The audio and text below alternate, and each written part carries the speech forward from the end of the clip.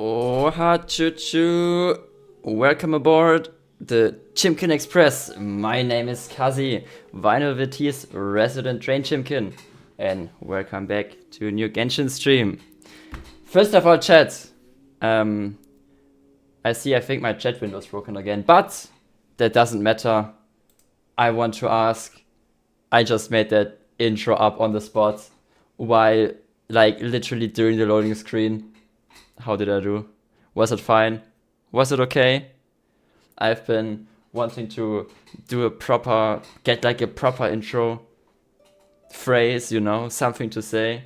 And I don't know, it kind of felt good in my head. So I feel like I fumbled a little bit. But yeah, hold on, let me quickly see if I can get the chat to work. Why the okay, no. What if I do this and then I do this and then I do this and no. What if I remove this? Okay. And then I do this. Okay. Refresh. I don't know. It doesn't want to load my chat. I'm terribly sorry. It was so cool. Thank you. That makes me happy to hear. I'm gonna see if I can remember it for the next time. Also, I don't know why the heck my chat doesn't want to work now. It's like so fucking wonky. I swear, YouTube chat and OBS are like two things. They really don't like each other. But yeah, last time we left off right in smack dab in the middle of Interlude 4, just after we left Irminsul, but we couldn't continue the story because Nahida was taken by a world story quest line thingy. But between the streams, I quickly cleared that up. It was just one little dialogue. So now, once we load in, we are right back where we left off, just as we leave Irminsul. So I say, enough waiting, and let's get going. Oh man, this sucks. Why is the chat not working? Ah! I swear, I'm the best streamer in the world. I really should test my chat before stream.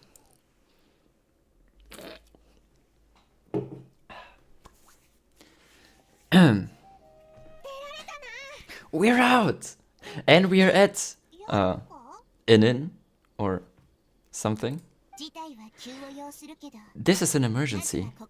I have to ask you to stay here for now. Everything's arranged and nobody will disturb you. No, I want to help you. Isn't there anything I can do? No, we want to help. I want to help. I'm sorry, but this isn't something I need your help with. Leave this one to me.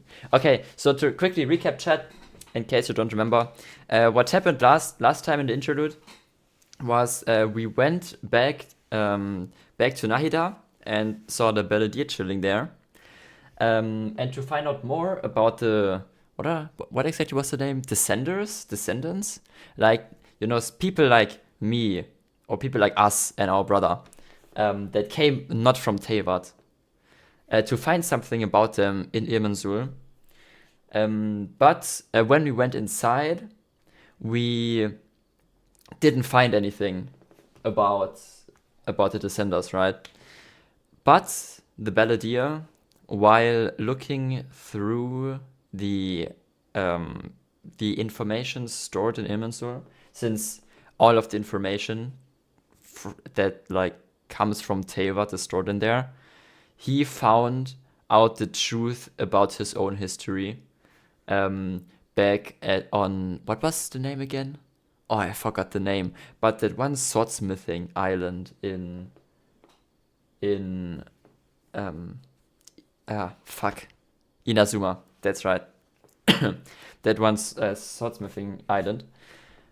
And he found out that in fact his master never was a bad person, but that the doctor completely betrayed his master and also lied to him.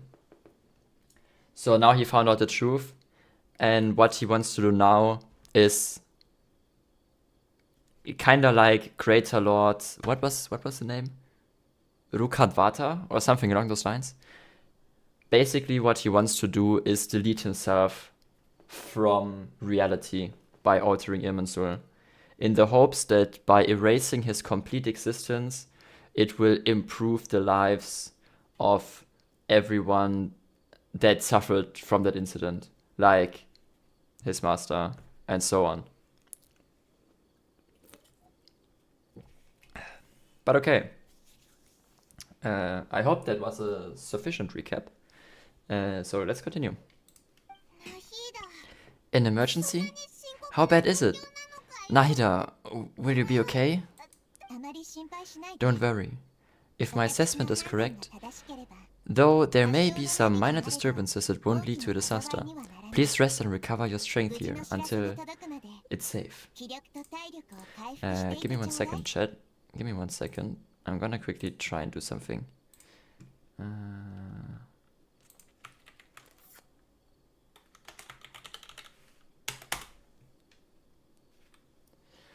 And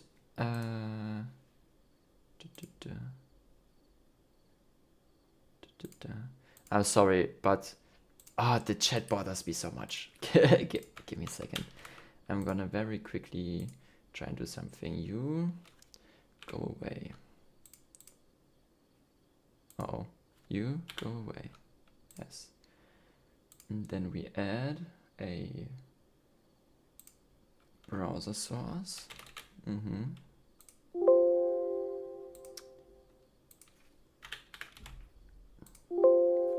Oh no. Okay. Ignore that for a second.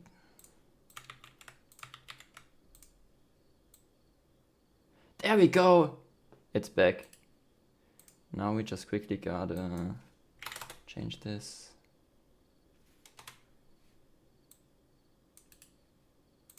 Let's do 500 and 400. Okay. There we go! We have a chat. Chat, look! It's you! You're on the telly! I fixed it! Okay, let's continue.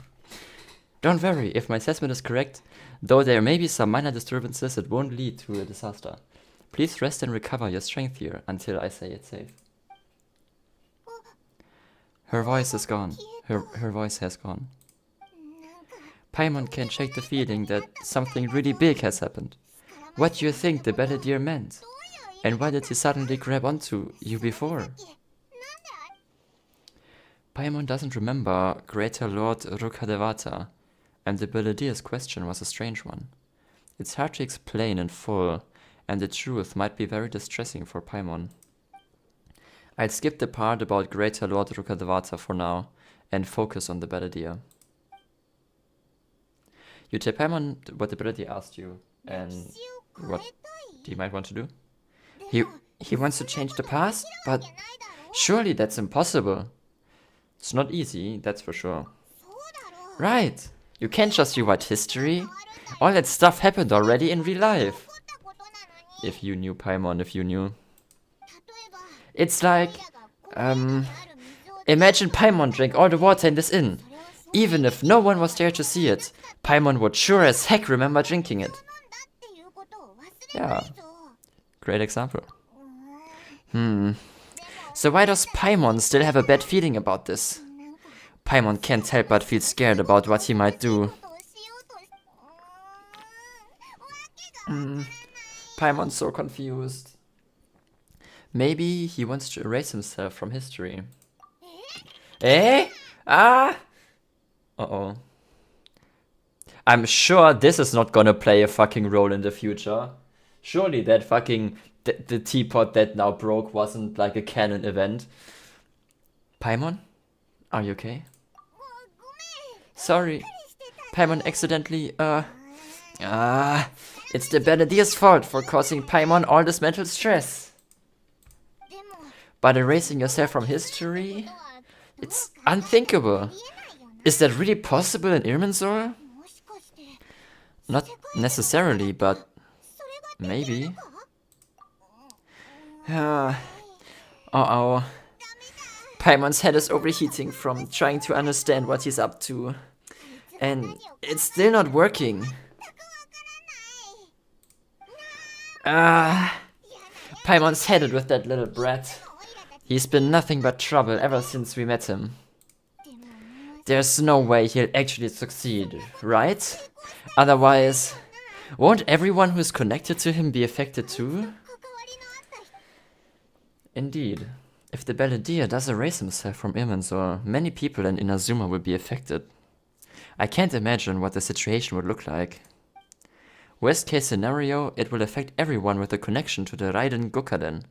Kazuha, Ayaka, Ayato. Will this mean that they'll disappear? There's nothing we can do about it at this point.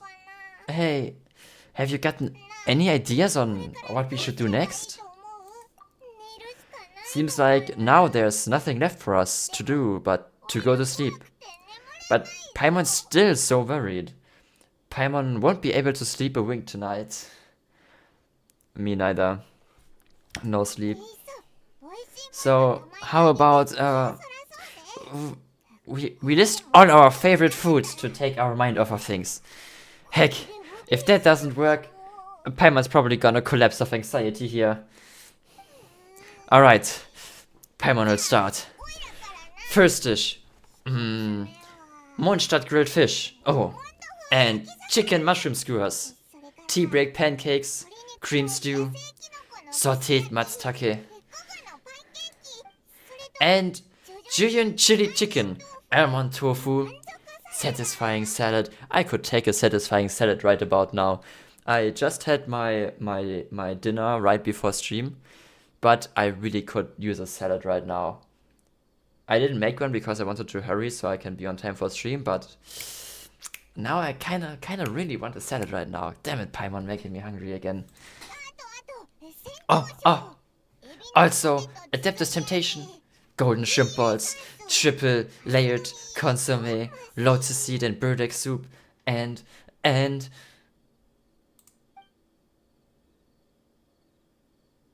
Did we pass out? Did it work? Counting your favorite food? Is that the new top? Is that the new counting sheep? Okay, the teapot is still broken. We don't have a time shift yet. Hey?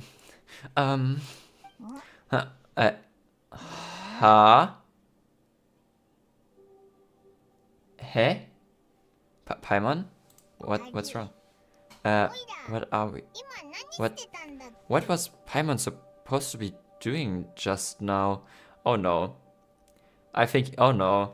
Oh, he might, oh no. Paimon wasn't talking? Huh. Paimon suddenly can't remember what she was talking about. What was it again? I have a really bad feeling, chat. I have a really bad feeling.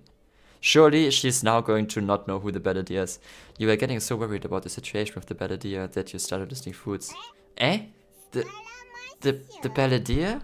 I told you. Is that food too? Weird name though. Oh no. Oh no, chat. What has he done? No. Don't tell me that we lost a fanboy. And a mechanical one at that. It's basically like a robot fanboy. It's way too precious. Yeah, I agree. Her face was... In general, the facial expressions got so much better in general since the beginning of the game. Paimon doesn't remember the Balladeer. That must mean he actually pulled it off. But how did he have that ability? This doesn't make sense. Hi Yui! Welcome to the stream. What's wrong? Your eyes are like saucers. Was it something Paimon said? Yeah, so I originally, my plan was to visit my sister, but we had a flood yesterday because of heavy rain, so all of the trains are not running. Normally I would be in a different city now, but yeah. I was at the train station at like 6 a.m. just to find out that the trains don't run. But oh well. So I just decided to stream. Was it something Paimon said? No, it's nothing. So the bad idea. Is that someone's name? Because it sounds like a nickname or something. Ah. Oh no. If this is really happening, I need to know what else has changed. Paimon, come with me. Hmm? Okay, sure. Where are we going? I want to go back to Inazuma. Huh? Fine by Paimon, but is everything okay? You're acting like this is an emergency. Now it's not the time to explain. Let's get over there first. Maybe we can find time, but I can't promise anything. But if you find the time, maybe sure. Huh? You're acting like this is an emergency. Now it's not the time to explain. Let's get over there first. Okay. I hope everyone's okay. Talk to Aminuma Togo. Where? Ooh, that's far away.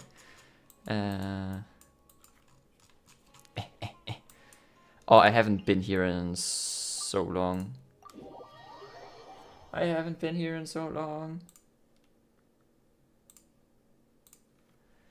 Inazuma, good old times. I remember when Inazuma came out, that was like one of the times when I played Genshin the most. Like during the time when Inazuma was out, like I had no quests in my quest log. Like I did like every single side quest there was.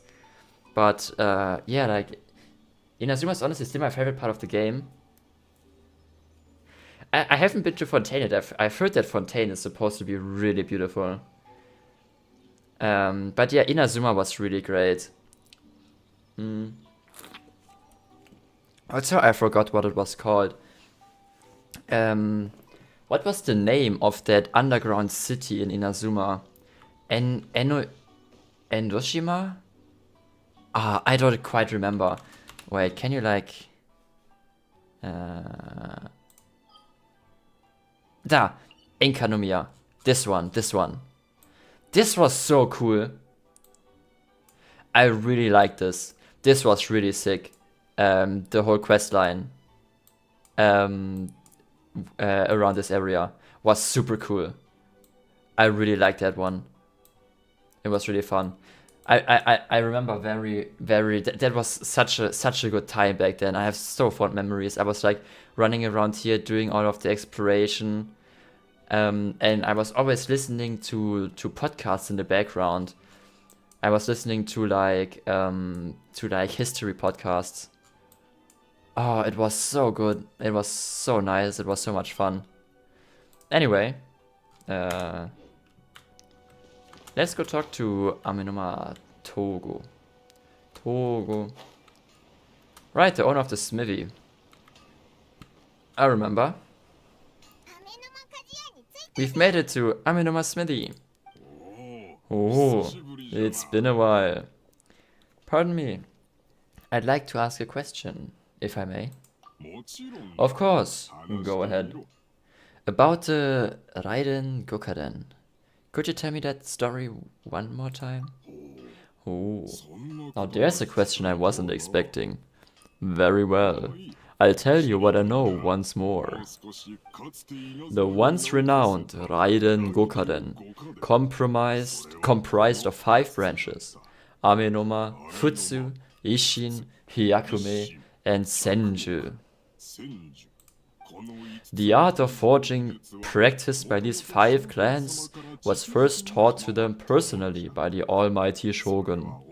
Over time, the 5 branches diverged from one another as generations of bladesmiths honed and perfected their craft, until they became 5 distinct traditions. Most of the great swordsmith clans of old have since fallen into decline, and for a long time, only the Amenoma branch kept its art alive. But unfortunately, Kaedehara Kazuha recently returned to Inazuma and took up the mantle of the Isshin art. Now, 2 clans remain of the original Gokaden 5. If my memory serves me right, you yourself were present when he forged the Isshin blade. Oh yeah, we were. Paimon remembers that now. We learned a bit about the decline of the Raiden Gokaden then too.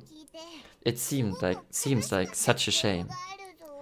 What was the reason behind their decline? Ah, that, my friends, is a tragic tale indeed. In fact, this was not made known to me for most of my life.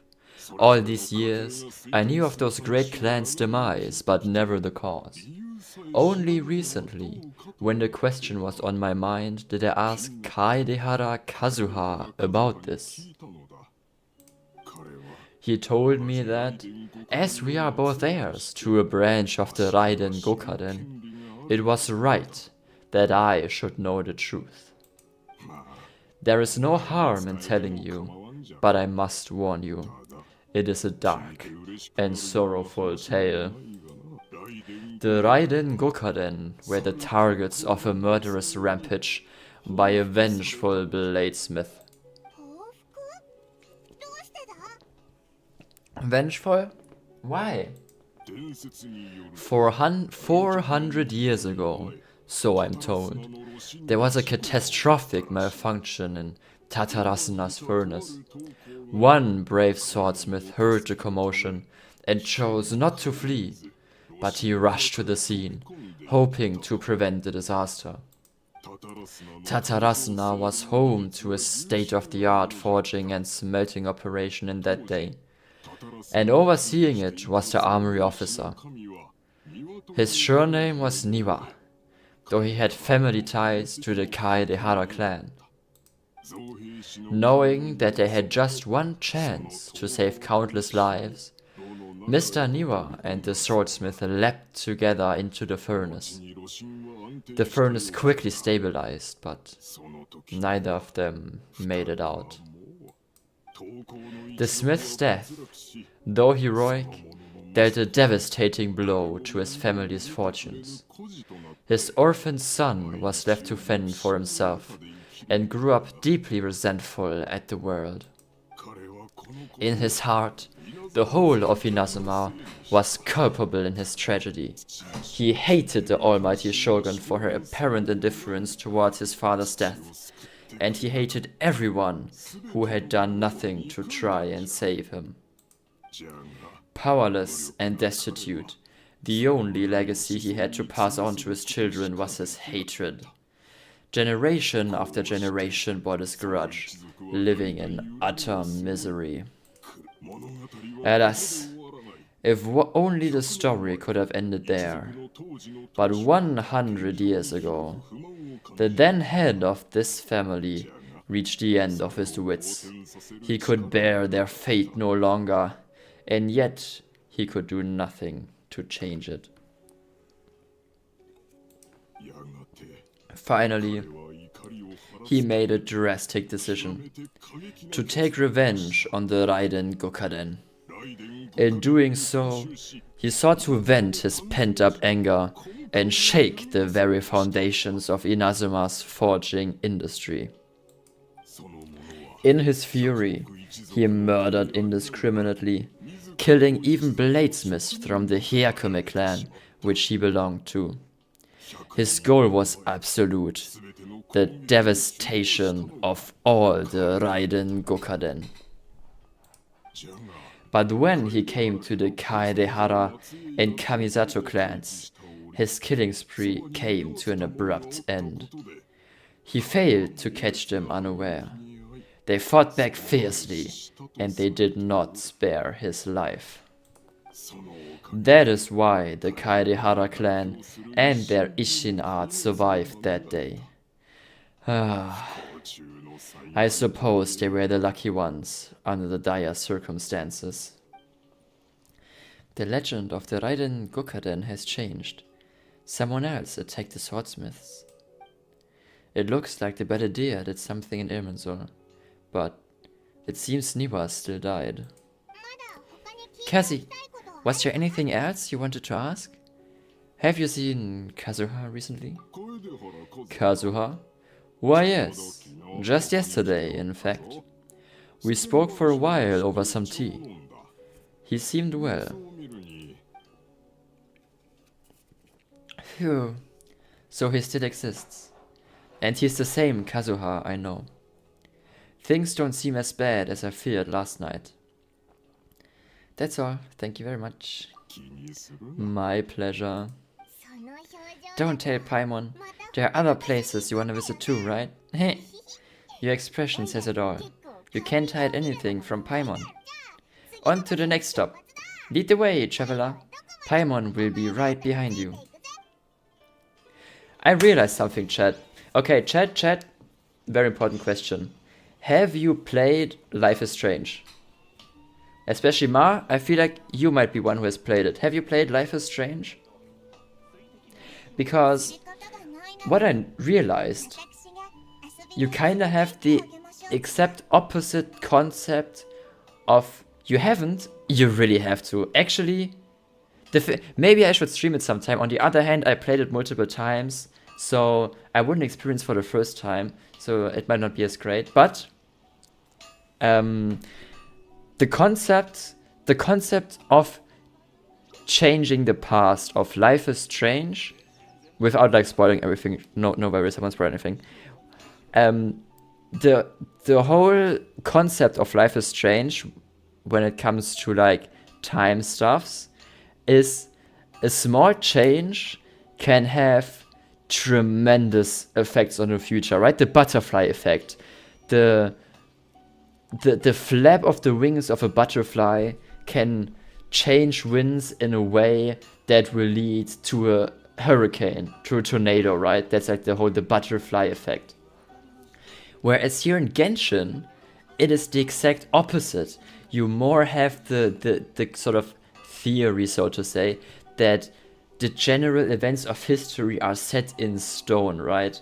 Like, even though in this case, a really major character like the Battledeer, or in the past, Greater Lord Rukkhadevata, got completely erased from history, everything still kind of happened exactly the same way, just with that person not being around anymore, right? Like, even though the Battledeer was not there, you still had someone killing all of the Raiden Gokaden. Even though the Battledeer was never there, Niwa still died, right? So in the end, nothing noteworthy changed. That is like what I noticed. That's like the two different ways I feel like media tend to handle, I guess, changing the past. I don't want to call it time traveling, because it wasn't necessarily time traveling in this case, but altering the past. You have like the one thing where it's like, if you just change a small thing, you know, like everything changes, you know, like the whole meme, a time traveler moves a chair and then, you know, something is completely different. Whereas here, even though there was a big change, the events are still kind of sort of set in place. They still happen, just under like slightly different circumstances. You understand what I'm getting at? I feel that's really interesting. Honestly, I don't know, I just really like the whole time traveling and playing around with time in media. Like Steins Gate is such a tremendously amazing show. And also the way it handles time travel. It's so good. It's really nice. Everyone, I mean, I guess sort of as a KFP, it is your duty to watch Steins Gate because Huke Papa did the designs for it. But even if you haven't, you really have to watch Steins Gate. It's so good.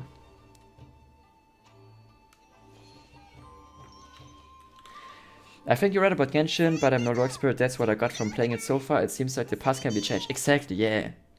That's what I feel like as well. That's what it feels like to me. We're here. This is the Yashiro Commission's headquarters, so... Kazzy! It's been a while. Hello. If you're looking for the Commissioner and Miss Kamisato, I'm afraid your timing's unfortunate. They're not here right now. I love Steins Gate. It's one of my favorite anime and the reason why I got interested in Kira in the first place out of all the myth girls. Ha, perfect! Oh, that's so good. Then it might interest you that I was planning, last year Dokumi, I was planning to cosplay, Hoen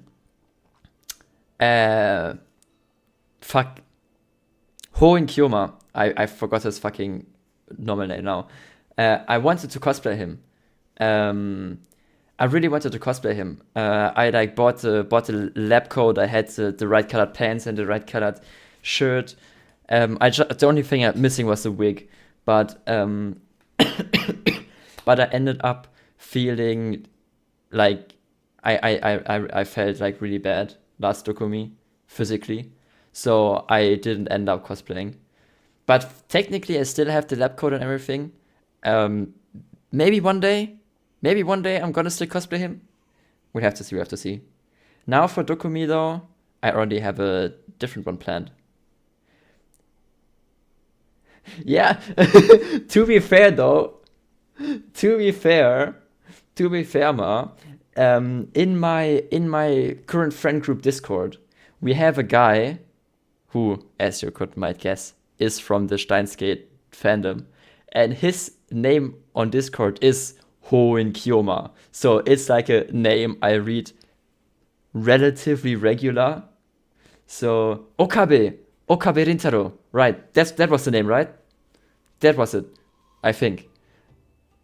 Also, best girl in Steins Gate, Susuha. I love her so much. Oh my god, Susuha is so good. She's so great.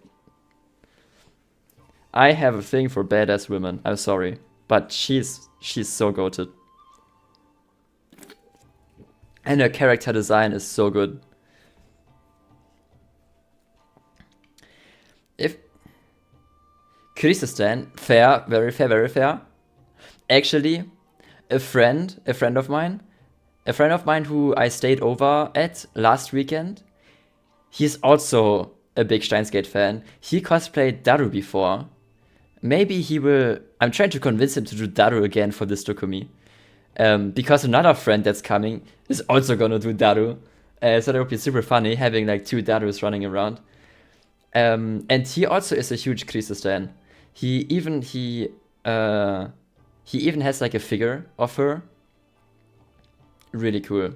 Super cool. Though, I have not watched Steins Gate Zero yet. I really need to watch Steins Gate Zero. The friend I stayed over at, who also is a Kyusu fan, he's a fan of the entire, science adventure series. Like the Chaos Head visual novels, he played all of them, and so on. And he used to be like really active in at least the German part of the science adventure community back in the day. Actually, for his when you talk about Steins Gate, like he's such a fucking good dude. He made for his I'm gonna share some of my embarrassing stories that are related to okay. I'm interested. Bonjour Lucas. Bienvenue sur la stream or something. I don't know. Frenchu Musukashi. Anyway, what he did for his university, I think it was for university, for his no, it wasn't.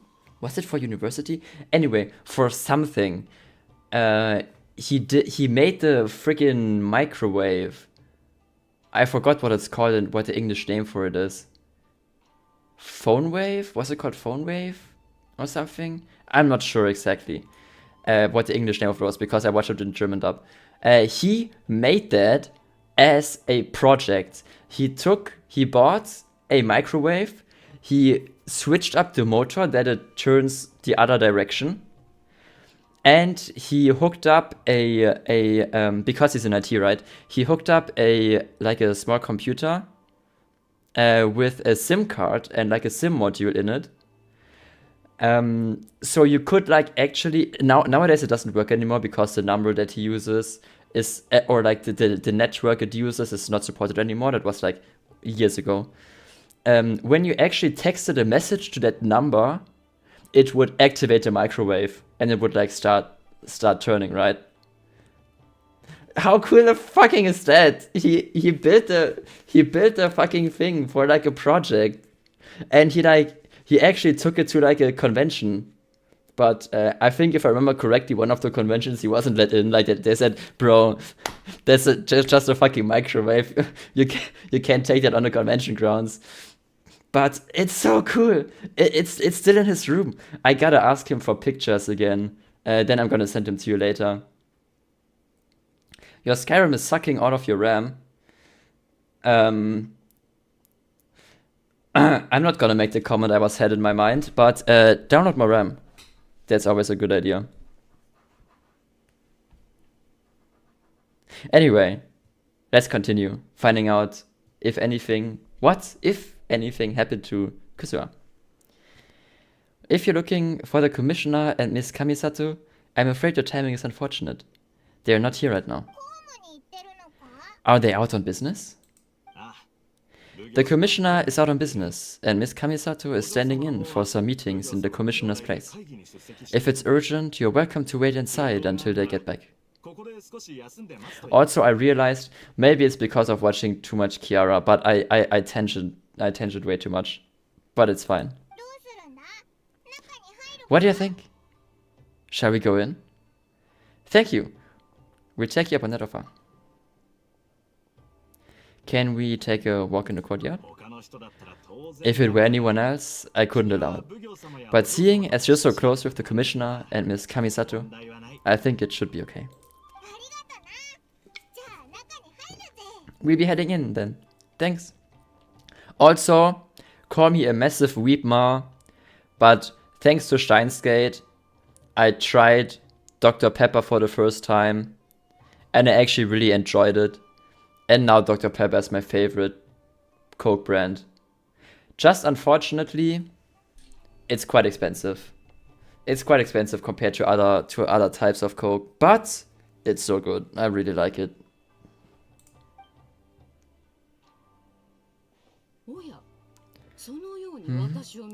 Hello, dears. Is there something you want to say? Can I ask you a couple of questions? Of course, Kazzy. Yes, I know who you are. Miss Kamisato has told me about you. What would you like to know? How are the commissioner and Miss Kamisato these days? Oh, they're both very well indeed. Lately, Miss Kamisato has been rather busy attending all kinds of meetings and occasionally paying visits to some local organizations on the commissioner's behalf. OMG, I have so many embarrassing stories from the time I was obsessed with Steinsgate. You laugh way too much at me. No, I swear, this is so. I'm so looking forward. I swear that it's always nice to hear someone telling their stories from when they were obsessed with something. It's always so good. I'm really gonna look forward to it.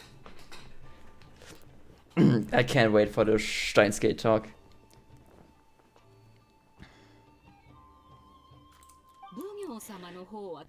As for the commissioner himself, well, you know, busy as ever, that much hasn't changed. Although he does seem to be in a rather good mood these days. Actually, I gotta tell you one more story about my friend. Back in the days, what he and his group would do is they would buy a huge amount of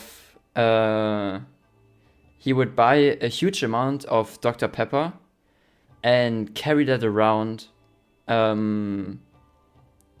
at conventions to give it out to Steinsgate cosplayers. Like he would just give different Steinsgate cosplayers free Dr. Pepper. Just for the meme. Oh, it's great. I know, right? I wish I was a... unfortunately, all of that was like way before my time as a con goer.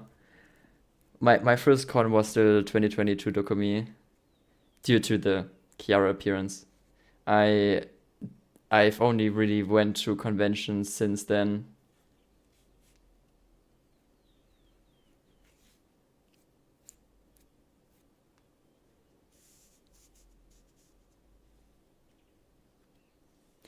Anyway, let's continue. So, pretty much business as usual in the Yashiro Commission, huh? Very much so. Due to no passport, but there is in you're in UK, right, Yui?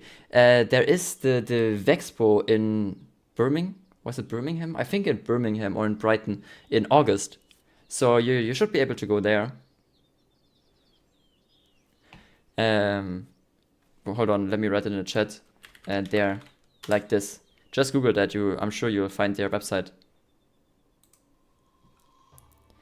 Ayato is still the Yashiro commissioner. Ayaka is still the lady of the house. No changes there. As far as I can see, nothing changed in the Yashiro commission either.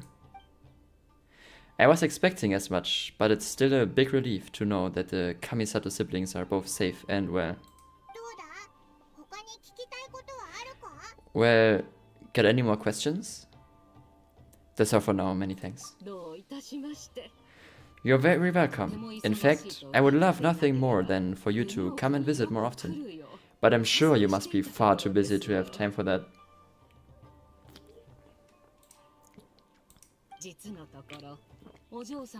Miss Kamisato talks about you all the time. She seems so thrilled to have you as a friend. And she's always saying how talented you are and how much she admires you. I must say, many things in Inazuma seem to have taken a turn for the better since you arrived here. So you are not just Miss Kamisato's knight in shining armor, you know. You're a hero to us all. I'm flattered, thank you. I mean it. Whenever the commissioner dines at home, Toma always joins him. I always find myself at my most relaxed when I'm serving the two of them and listening to them chat away. Oh, that's so cute. The commissioner has such a busy schedule that he doesn't always have the chance to take his meals at home. But given the opportunity, he always prefers to dine here. By the way, I hope I'm not peeking, honestly. I'm a little bit worried that when I talk loudly, when I get excited, like earlier about Steinsgate, that I'm peeking. So please let me know if I'm peeking or if my mic is all okay. Because I'm just gonna move my mic a bit further away if it if it were to be peaking. No, audio is fine. Thank you very much. I'm so happy to hear that. I'm always worried about audio. But given the opportunity, I'm present here. They say it's because Toma's a much better chef than most. The commissioner is so fond of home comforts. I 100% get that. I mean, who wouldn't want to have like a cute guy cooking for you every day? I wouldn't mind.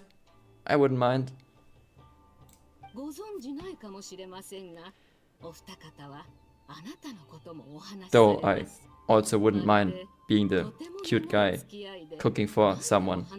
I do enjoy cooking quite a bit. And I feel like it would be even better to cook for more people than just yourself. You know, like, you know? They get to talking about you sometimes too, you know? Always with a very fond tone. the way one would talk about dear old friends around whom one can truly be themselves. Cooking is one of the best skills a guy can have, for real. Cooking is one of the best skills anyone can have. Like, I have to like, I feel like the stuff I do cook, I can cook quite well, but the stuff I do cook is like very narrow. I need to like broaden my horizons, get to know more ingredients from different cuisines and stuff like that. But at the end of the day, I am a very lazy chimkin, so I just always make the same dishes. No learning effect. That's great. Anyway, let's continue.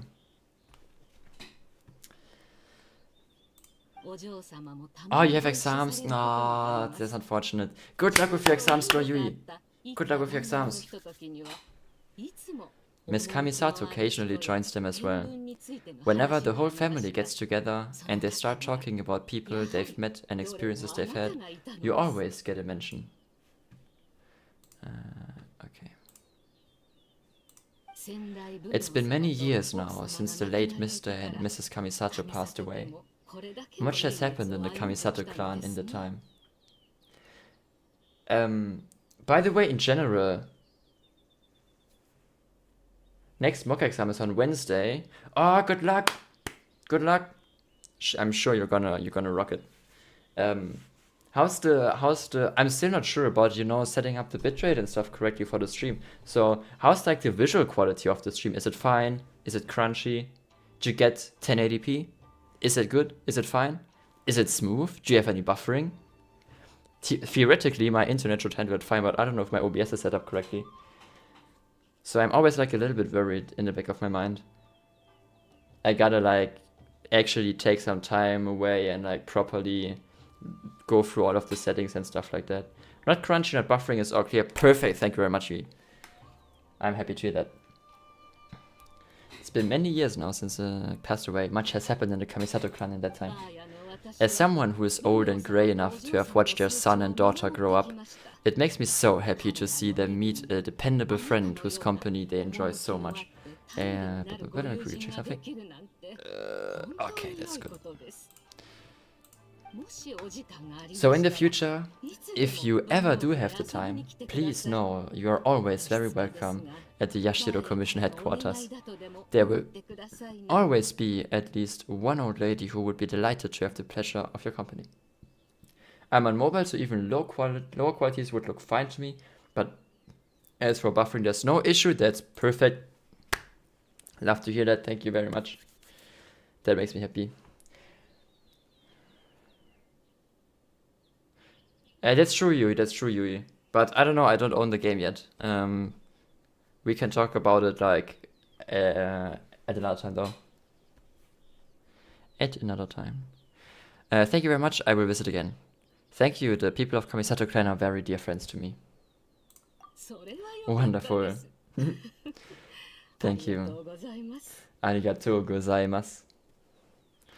Japanese is also like Japanese is one of the languages I still want to learn, but oh my god, learning languages is so much work. I'm currently trying to learn French again. But Jean is great. Jean is a great character. That's a good choice. Jean is a good choice. Who is my favorite character? Honestly, that's really difficult. Favorite character in Genshin is really difficult. I don't think I have a set favorite character. For a really long time, it probably was Hu Tao.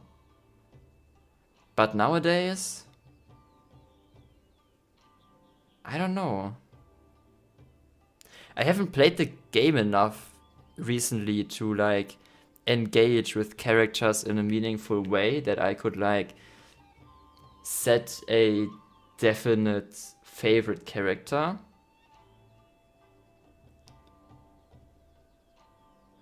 Horotori, the game has DLC characters in Genshin? Holy fuck. That would be wild. But I really doubt that would happen. I have way too many favorites, although Ganyu is probably still my number one. Oh, the Coco Goat. Ganyu is amazing. Ganyu is really good. I really like her design. Though, I don't have her. I neither have Hutao. Oida is Oida's also great. She was the first 5-star I like actively pulled for, and my first proper DPS. She's great. I used her for such a long time. She's a great character. I remember when she came out, and I will never forget how fucking gay that dance together with Amber was. Oh my god, that trailer was so good. That trailer was so good. Oh, I stand them. Euler Amber. Euler Amber was like the first Genshin, let's say, ship that I like stand. I'm just gonna, yeah. Oh, it was so good when the trailer came out. Wonderful, hey, thank you.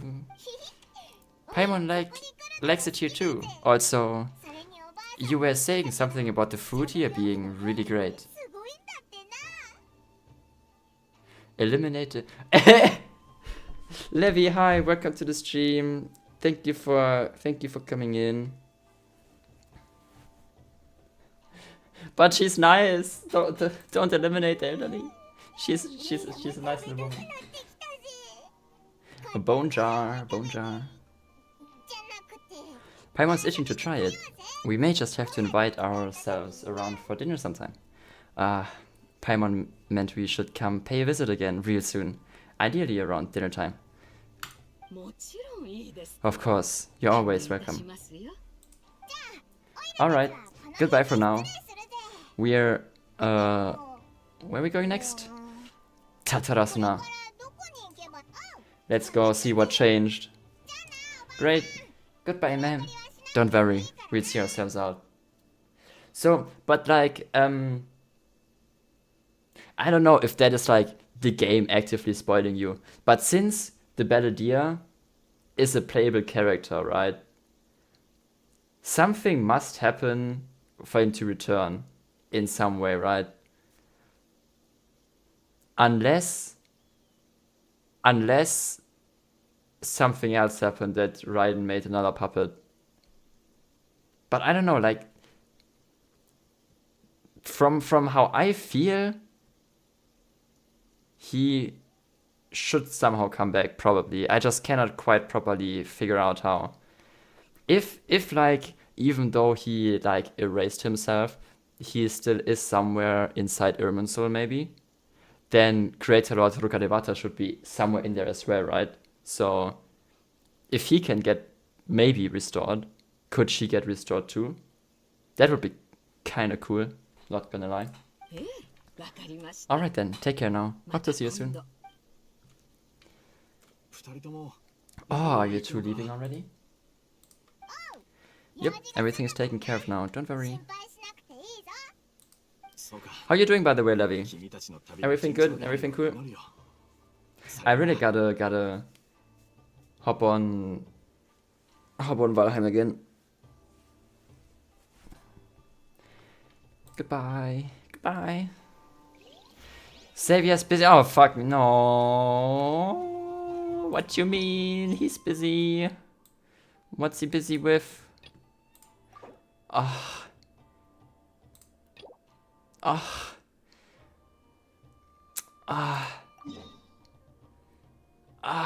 Painful. Okay, let's quickly hustle through the world quest.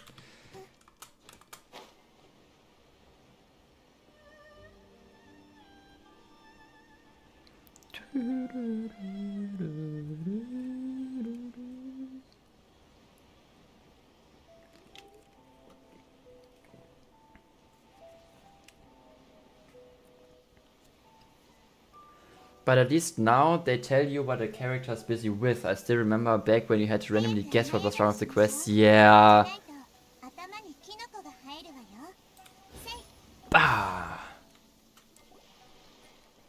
This is the 11th time, I just don't get it. Just say it. What was the problem this time? The problem this time, Miss Koharu, is that your performance just now was completely passionless. When I wrote those lines, my heart was bursting with an empty yet fervent passion. Yes, empty yet fervent. I need you to be more patient. Use your voice to express this rich emotion. Huh? Empty yet fervent passion? What does it even mean? Wait a minute. Didn't the casting call say that the script was written by a famous writer? More voice narrating from the man, the myth, the legend, Kazzy-chan. Gonna look, listening to you. Have a nice stream. Love you. Thank you, Cry. Thank you so much for stopping by. Thank you so much. I'm glad you enjoy it. Thank you for stopping by.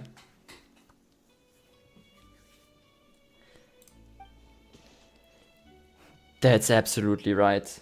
This story was adapted from a novel written by the renowned author Kayabuki Ike. And who adapted it, you might ask? None other than myself. Miss Koharu, Miss Sasano, I am very sorry for making you both go over this so many times. Okay, I guess he isn't as stuck up as I'm voicing him. Okay, maybe he's, I don't fucking know. But it is all worth it for the sake of artistic perfection. As such, I hope that... Hold on. I know one Kayabuki Ike, and everything he submitted to the Yay publishing house always got rejected. But he wouldn't accept that, so he started publishing his own novels. But not a single one sold in the end. Don't tell me that we've been put through the ringer 11 times for something that guy wrote. I've had enough of this nonsense. That doesn't look good. Seems like Koharu's seconds away from flying off the handle. Let's go say hello. Oh no, Xavier's the fucking main character in the side quest. I feel like we're gonna have to do all of it. So Xavier, are you guys filming? A long time no see. Oh, Kazzy and Paimon, my dear friends. How marvelous it is to see familiar faces at a time like this. As you can see, following the 7th Samurai, I finally came up with a way to secure the necessary resources to shoot another film. The lead role hasn't been decided yet, but thanks to Lord Kamisato's generosity, the funds, props, and nearly all the other early stage problems have already been taken care of. If you don't mind, could I ask you, maybe, possibly, at all remember our agreement from before? Do I remember? Honestly, I don't remember. It's been like over a year since I played the game. I'm sorry, bro. I do not remember. Ah, of course. It's already been a long time since then, after all. Yeah, it's been like over a year. You must have had many other important matters to take care of. Yeah, like playing Apex Legends. So it's completely understandable that our first meeting didn't leave an impression. I'm sorry. I do remember shooting a film for you before, but I don't remember what exactly happened. I'm sorry, my guy. It's not your fault. Don't worry. I'm not surprised or disappointed, really. That's good to hear. Poor Xavier. I'm sorry, Xavier. Kazzy's friend of the Yashiro commissioner? So you all know each other? That's right. Kazzy was the first friend I made in Inazuma. The Fatui who dumped a bunch of work on me, and those non-communicative samurai don't count. If you made friends with Kazzy, I guess you can't be all bad. Well, seems like Xavier's got some chops after all. We are very good friends, are we? Are we, chat? I don't remember. Are we good friends with Xavier? I guess if we say so, then we are good friends with Xavier. You really think so? Even though I've never said so? I, for my part, have considered you a true friend right from the start. Thanks, bro. Also, bro, I gotta say, that ponytail is fucking banger. You're rocking that outfit like a true champ. Absolutely goated. You aren't just my dear friend. You're my esteemed, reliable, true friend. Since you're friends, you don't have to comment off that. Nope. I mean, You can praise me all you want. Go ahead, I don't mind. Since we're friends, of course, of course. And here you are right at this most dire moment, like an oasis in the deserts of Sumeru. Precious and timely. Well, so long as per our previous agreement, you remain willing to play the role of the female lead in my new film.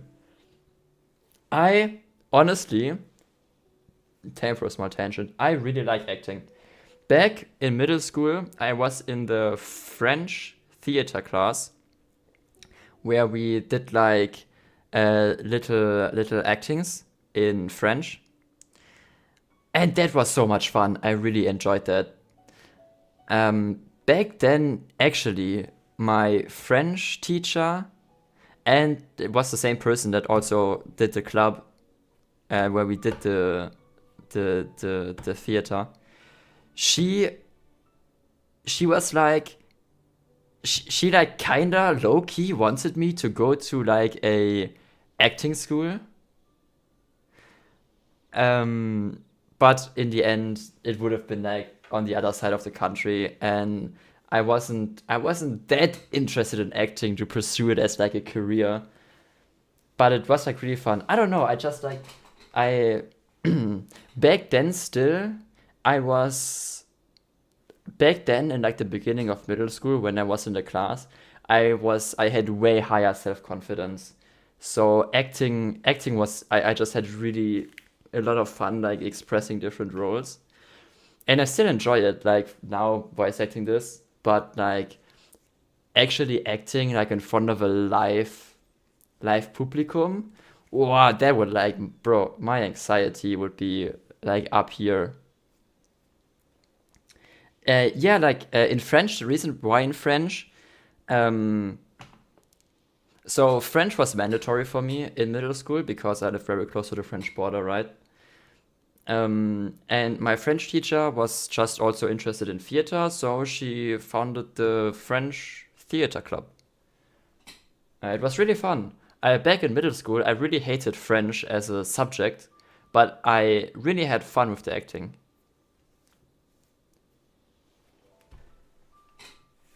Well, so long as per previous agreement, you remain willing to play the role of the female lead in my new film. Hell yeah! So, what do you say? Will you be my female lead? That does sound a little bit romantic? Question mark? I feel like romantic is the correct word here. Anyway, shoot your shot, my guy. I would be honored. Shoot your shot. Paimon can attest to Kazzy's ability to improvise. We've traveled together long enough, after all. Getting her to be the main character is definitely a win for you, Xavier. Absolutely. I have no doubt of that.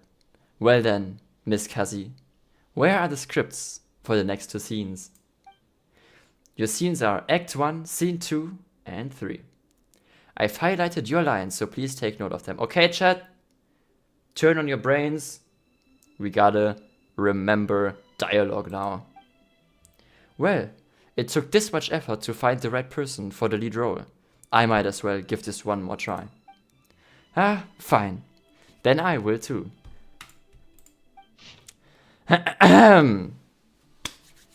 Outlander Brigade. When the wind of death blew towards the blonde samurai. Script. Prelude. Outside in the quiet countryside. In the verdant wilds of Narukami, Haru and Sasano stand back to back, each speaking with their eyes closed. Sasano, the wind is coming. Haru, where from? Don't worry about where it's coming from. All you need to know is that it's coming for them. Who are they? That outlander? They're already walking the path to death. Sasano opens his eyes, then walks into the distance holding Haru's hand. Act 1, Scene 2. Outside in the quiet countryside, the outlander and the two are besieged by the enemy. After escaping with great difficulty, they arrive in the countryside, wounded. The outlander isn't bleeding. This won't do. If this continues, we won't have a chance against them. We'll have to sacrifice ourselves. The two rush out of the frame. How did this happen? The Outlander wears a pained expression, but soon makes up their mind again. But I won't lose like this. Don't underestimate my resolve. The Outlander turns and walks back towards the enemy ranks as the screen fades to black. Next scene. Act 1, Scene 3. Outdoors, the enemy stronghold. After making up their mind, the Outlander cuts their way to the enemy stronghold. Haru, desperately, don't worry about us! Sasano, impatiently and loudly, hurry! Go on without us! The Outlander spins around, continuously swinging their weapon. Through this endless rotation, this warrior becomes a golden whirlwind. The golden whirlwind covers every inch of the frame. Each enemy caught in the golden whirlwind's endless attack suffers pain immeasurably worse than that of tooth decay. Okay, sure. The golden whirlwind rapidly flings all enemies on screen into the distance, where they land hard on the ground. The Outlander finally reaches the imprisoned Sasano and Haru, freeing them. Okay, I'm gonna be honest here. Who writes pain immeasurably worse than that of tooth decay in a script for a movie as a note of, like, expression? Who thought this would be a good idea? But okay, I digress. Let's look at this again. How did this happen? Pain expression. But I won't lose like this. Don't underestimate my resolve. This is a real pain. I know, Ma. I know. But I feel like you could choose a different wording for a movie script. But I get it. I totally get it. It is. It does convey the pain, but it just sounds a bit random. I don't know. Okay. How did this happen? But I won't lose like this. Don't underestimate my resolve. Everything looks so official. Paimon's looking forward to watching a performance, Kazzy.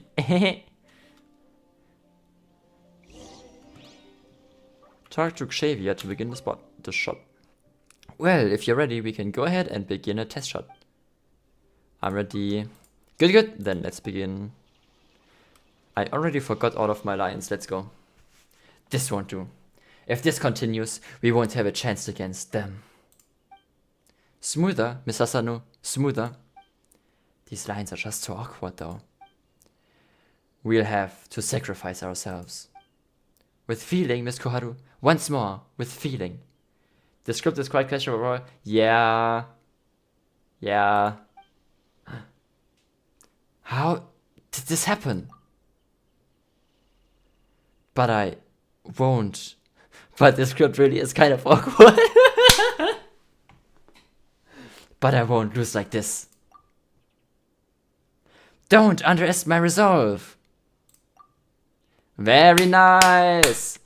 Excellent performance. Thank you very much, Xavier. Thank you very much. You're a real one. I would like to officially thank my family and my friends for making this possible. Thank you very much, Xavier, for giving me this opportunity. I never thought I would be able to star as the lead role in such an amazing movie.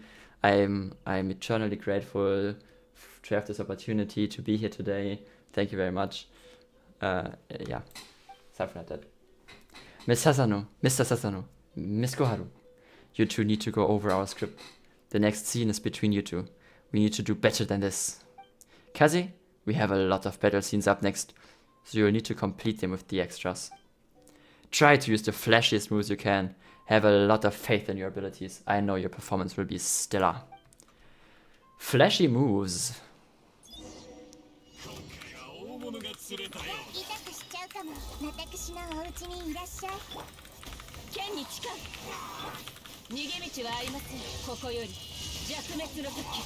Oh, this is so fucking awkward from a top-down perspective.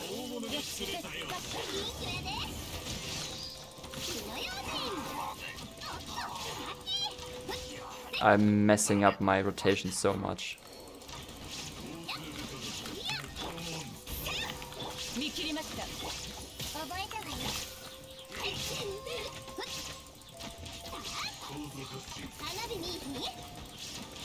Get him! Oh. Gotsta! Rescue them! Was that flashy enough? I hope that was flashy enough. I tried to use all of my ults. I hope that counted as flashy. But holy fuck, this is so awkward with the top-down view. It's so horrible. It's so bad to play, especially on keyboard. Mr. Sasano, Miss Koharu, I'm disappointed in both of you. The difference between these crude shots and a true film is like Mundstadt's dandelion wine and apple cider. One is alcohol, one isn't. They simply aren't the same thing. I'm completely on board with dissing apple cider, I'm gonna be honest. I'm completely on board with that. But let's go on. Talk about alcohol. Cheers, everyone. It's Saturday evening after all. Heavens above. I just don't even know how to describe it. You can't remember your lines. Your readings are all over the place, and you're not giving me any emotion. How am I supposed to work with that? This is a crime! A crime against art! This can't go on, my friends! I'm really sorry that you're so disappointed, but I don't plan to continue taking part in this. You can reprimand or punish me, but I'm not going to keep doing this either. Mr. Sasano? I mean, I know that there have been some issues with these performances, but it's nothing a few more rehearsals can't fix. There's no need. We could practice 100 times and still wouldn't understand what your script is about. Something, the best actors can't fix a bad script. Or something like that. I share the sentiment. Why would these two characters suddenly sacrifice themselves and run off to where the enemy is? And how did they suddenly get captured? No matter how you look at it, it just doesn't make any sense. They are just dragging the main character down. And the lines at the end are so awkward, I feel embarrassed just reading them. In short, I quit. Goodbye. Yep, that's that then. How could you? With Sasano and Koharu gone, we shan't have enough actors to continue filming. This is bad. There, it's okay. Yes. Daijobu. I'm sorry. Your efforts. I fear they shall go to waste now. It's fine. Let's think of a way to remedy the situation. Just let me play every single role. That would be kind of funny. I confess, I'm in the loss for words. I'm going to Uyu restaurant for a moment. I need to be alone. I'm sorry. We'll talk about this matter the next time we meet. Please free him up now. Please free him up. Now Xavier's gone too. It seems like he's in pretty bad shape. He must be taking the argument they had earlier really hard. Do you think we should go cheer him up a bit? No, I want to do the macros. Pam remembers him mentioning Uyu restaurant. If you think we should go, then let's go look for him. I don't think we should go, but I guess I don't have a choice. What is quicker? I think this is quicker. Let's go. Wait, what do we have here? Commissions. Ooh, encounter stage. Ooh, new rewards. Okay, sure, I take them. Oh, I did.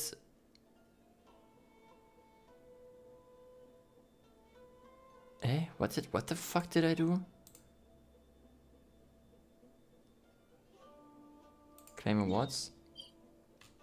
Oh, wait, did I do my daily I didn't do my daily commissions now, did I? Claim daily commission award. It replaces your daily. Really? Why? Do you like never have to do dailies again?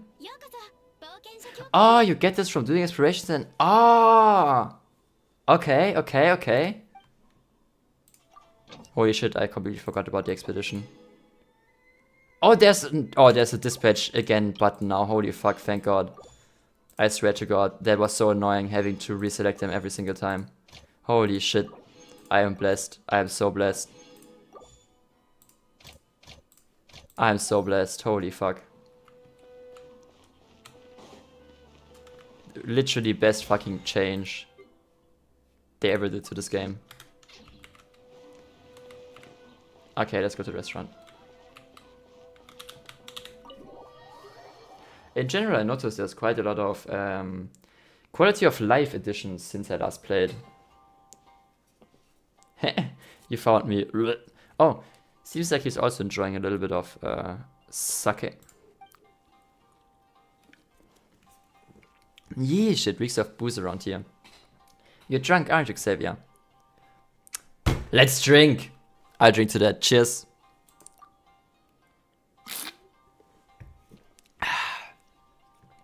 Oh, wait, no. I remember you saying that you wanted to give up drinking. You gotta stay on that wagon, okay?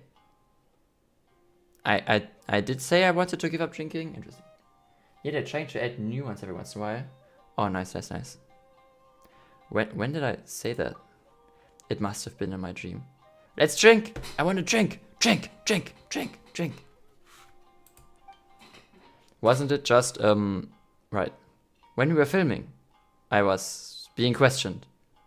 Madly so. Yes. Actually, I don't blame Miss Kwaru or Miss Asano. They were very cooperative at first. That is to say, or I think that is to say, it's probably cause I'm not that talented. Don't say that. You just need a little more experience. Don't say that. Don't say that. Don't say that. You really are a good person. Yeah, know that? You're so good. Here, let me give you a hug. Hey, wait a minute. A minute ago you were drunk as a skunk. You're not taking advantage of the situation to get chummy with us, are you? I mean, I don't mind. I like hugs, okay? If someone wants to hug me, just... it's fine. Be cool about it. I'm cool with it. Always happy to give hugs. Hugs are nice. Everyone, be sure to always hug your friends.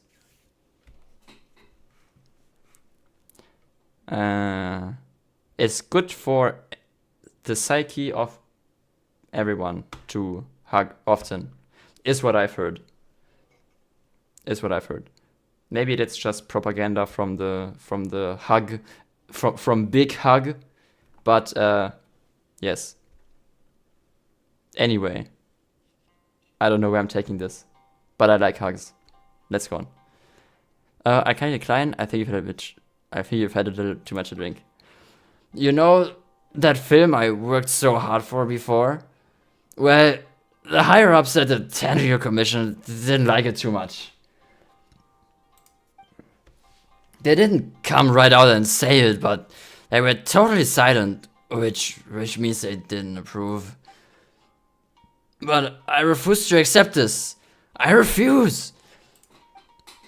This time, I was able to get funding from Lord Kamisato to make this film.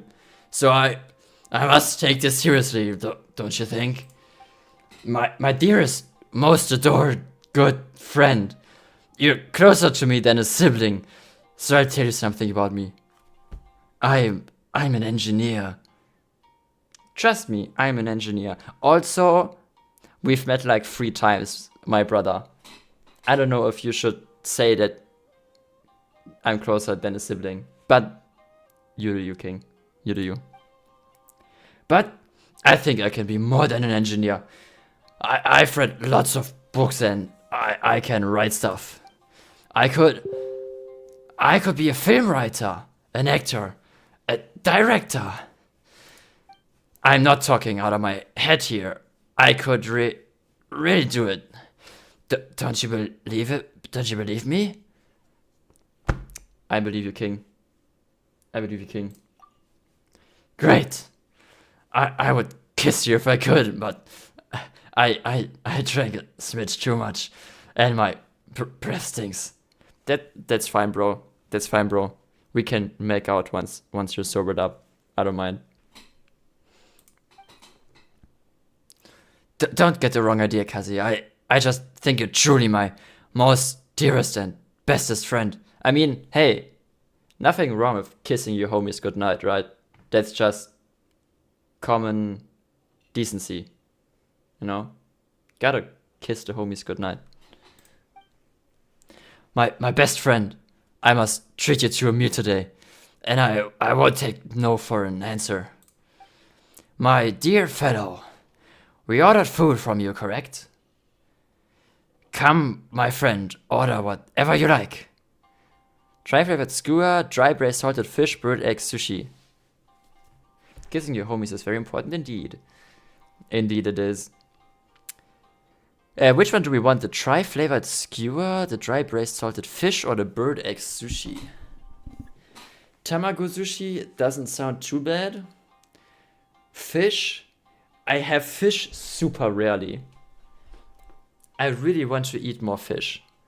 I don't really know how to cook it, so I very rarely have it. And I don't really order it at restaurants. Because at restaurants I like rather get stuff I know I like, because I'm spending usually a bit more money. So I think I do want the fish. If I have the opportunity, then I do want the fish. Give me the fish. That's all? No. Unacceptable. You're my best friend. The best friend of Xavier. Man of Fontaine. Being stingy with my friends would damage my character. And I am, if nothing else, a person of character. My dear sir, we'll have the tri-flavored skewer, tonkotsu ramen, and whatever else you serve here. Wait, did he just order not what I wanted? He's just ordering everything? Okay, bro. Actually, I'm gonna take that ramen. Thank you very much. Instead of the fish. Understood. Erika, one of everything for this table. Man, ordering one of everything is such a fucking power move. One day I wanna go with a friend group to a restaurant and just be like, we would like one of everything, please. That, I don't know, I feel like that would be kind of cool. Obviously, you gotta like choose a restaurant that doesn't have a tremendously huge card, a huge menu, right? But if you have something smaller with like, you know, I don't know, like 15 items, of which you have like, I don't know, like 6-7 main courses, then I don't know. I just feel like it would be funny to just go to a restaurant and be like, yo, waiter, we would like to have one of everything, please. I don't know. I don't know. Maybe I'm just being stupid, but I feel like that would be kind of fun. Soon after, shop owner, so much food. Dear Kazzy, dear Paimon, now this is what I call a real meal. Who the hell is supposed to finish all of this? Come, let's eat for our dreams. Though I'm gonna be honest, I don't see any vegan options here, I think. Because if this is tonkotsu ramen, there's also pork in it. I'd have to do that too. I'd buy so much food if I was rich. Yeah. I love eating out at restaurants. Restaurant food is so good, but it's so expensive, and it just gets even more expensive. Man, everything is getting so expensive, especially like restaurants. It's painful. It's painful. Nowadays, I really only eat out when I'm meeting with my KFP con group. That's like the only time I eat out nowadays. You have a meal with Xavier. Burp. Burp. Thank you for your hospitality. Ah, you're a good guy, Xavier. You're Paimon's best friend. Wait, one of them anyways. Of course you can win over Paimon with food. How was everything? Simply divine. I could taste the lake in your rice and fish. That sweet and delicate aroma is just like what I'd have in my hometown of Petrichor. Yeah, I stopped eating out too. My city isn't very veggie friendly, and the prices nowadays are way too high. Aww. We do actually. My city has this super amazing cafe, which specializes in vegetarian and vegan food. Um, and they have vegan burgers. They have like bread with like avocado and a fuck ton of other stuff on it, like like the bread itself is fried, so it's like crispy. And they have bowls with all kind of stuff in it. It's so extremely tasty. If you ever come to my city, Ma, we're definitely gonna go there. It's such a nice restaurant. I've only been there twice so far. And that was the so far only time I've had a vegan, or I guess it was vegetarian because there was halloumi cheese on it. But the patty itself was falafel, so it was vegan. And it was so good. It was so good. Their stuff is incredibly good. It's really nice. I highly recommend it. I highly recommend it. Simply divine. I could taste the how to have Petrichor. Petrichor is in a new update.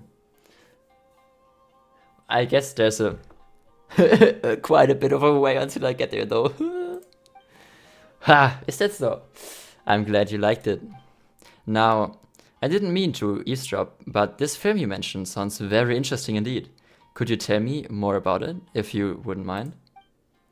You and Xavier explain the film to us and show him the script as well. Oh, so this Outlander has the resolve to stand up and fight when things get tough. Impressive. Hi, I am Outlander. But to be honest, there's so little thought or hesitation involved here that this person barely seems human at all. When they meet an enemy they can't beat, they summon up the courage to charge anyway, and they actually triumph. That sort of daring is actually rather frightening. Honestly, that's just your average shonen protagonist at this point. You're still young, Mr. Xavier. I take it that you've never experienced such life-threatening situations before. Honestly, that just explains the first season of Solo Leveling. I mean, Solo Leveling itself later sure gets good, I've heard, like story-wise, and the animation was superb, but just from what was happened in the first season, it was just like, dude fights against an overwhelming enemy who seems like he can't beat, but he's like, no, I'm gonna win. And then he wins. It's so stupid. It's so stupid. It's like the first season, it was like always just repeating the same thing.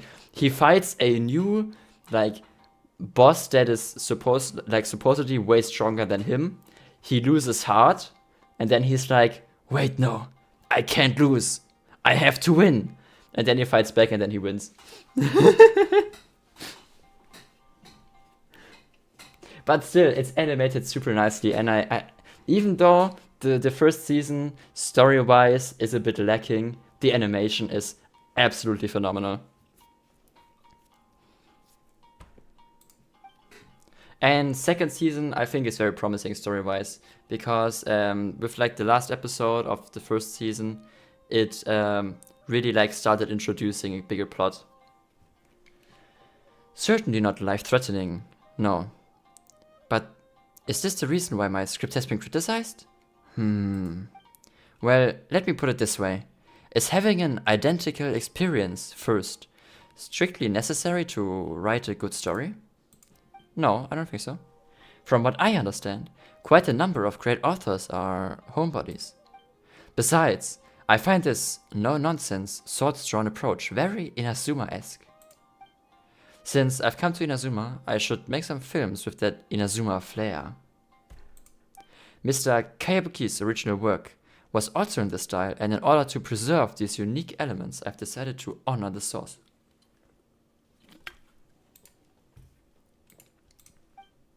Huh? You mean Kayabuki Ike? An interesting lad, to be sure.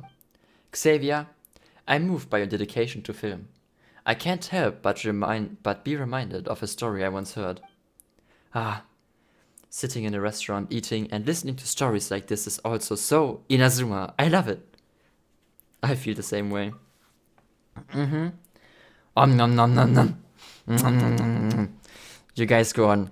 Paimon's just gonna finish up over here first. Long ago, there lived someone named Seishimaru. Seishimaru was born to samurai parents who worked for powerful people. Well, they weren't very powerful themselves, but they weren't too bad either. But those parents seemingly made a strange error in their work, incurring punishment and eventually submitting to their execution. Unable to accept their deaths, Seishimaru toiled to find a samurai family that carried out the sentence. Truth be told, the responsible party did everything by the book, and the family serving as executioner normally shouldn't have been blamed for the sentence they were ordered to carry out. This family was also acquainted with Seishimaru's... Goodness me, this story is pretty hard to tell without naming names. For now, suppose that the family responsible was the Wakayama clan. To all the good people in Inazuma named Wakayama, please don't hate me for this. As I was saying, blinded by hatred, Seishimaru decided to take revenge on the Wakayamas. But by then, the person who had personally beheaded Seishimaru's parents had already passed away, leaving the eldest son in charge of the Wakayama estate. This person happened to also be Seishimaru's childhood friend, but now they had become enemies. This is a story of friends becoming enemies, the story about a family's fall following punishment from above. I've heard tales like these before. Looks like our young friend is well read. Officials are privileged, but they also have responsibilities and mistakes must be punished. We have our own rules here in Inazuma. It's not unheard of for an official to slip up and fall into ruin. But you don't seem surprised at all. You must have a wide circle of friends. Since this isn't surprising to you, I'm afraid that the fallout between Seishimaru and the son of the Wakayamas will be equally predictable. Paimon knows. Paimon knows! Something awful's gonna happen next. It doesn't matter if it's Mondstadt, Liyue, or Inazuma. It's always the same wherever you go. Heh, indeed. There's nothing new under the sun. People always lose themselves due to the same old things. I suppose there are plenty of stories like this one in Fontaine too. Anyway, before any action was taken, Seishimaru, supposedly remembering the old days, took out a temari and a sword and let the eldest son of the Wakayama family choose between them. What's a temari? Chat, what's a temari? Is that a fan? Hold on, let me quickly take a sip.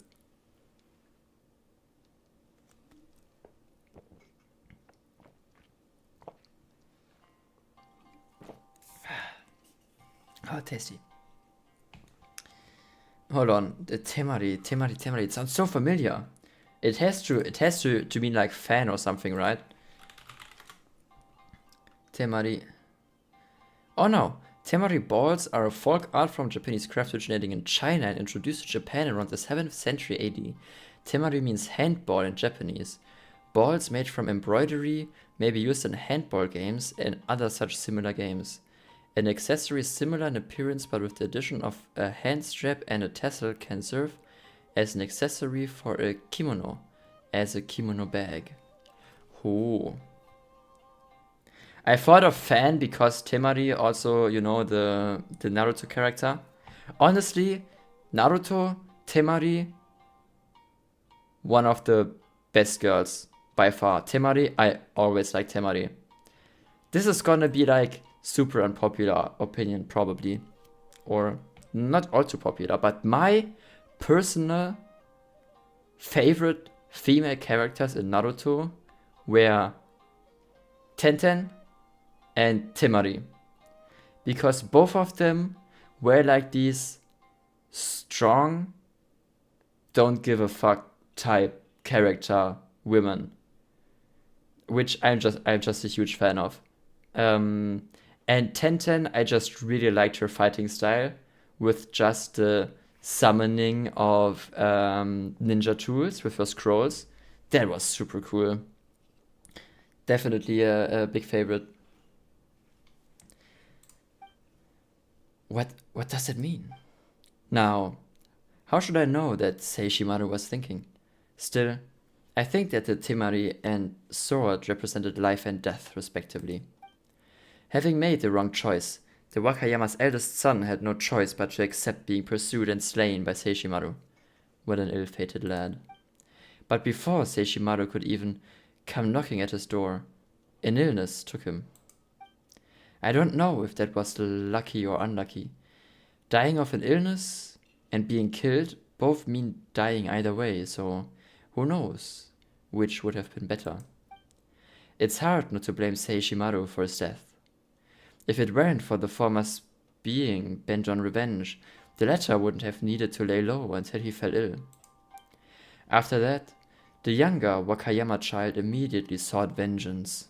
Good grief, the cycle never ends, does it? Seishimaru was forced into hiding in the mountains before eventually disappearing. Some say Seishimaru fled in fear of the Wakayamas, while others say he let himself sink to the depths of the ocean to quench his burning hatred. Whatever ending you wish to believe, no one ever saw Seishimaru again.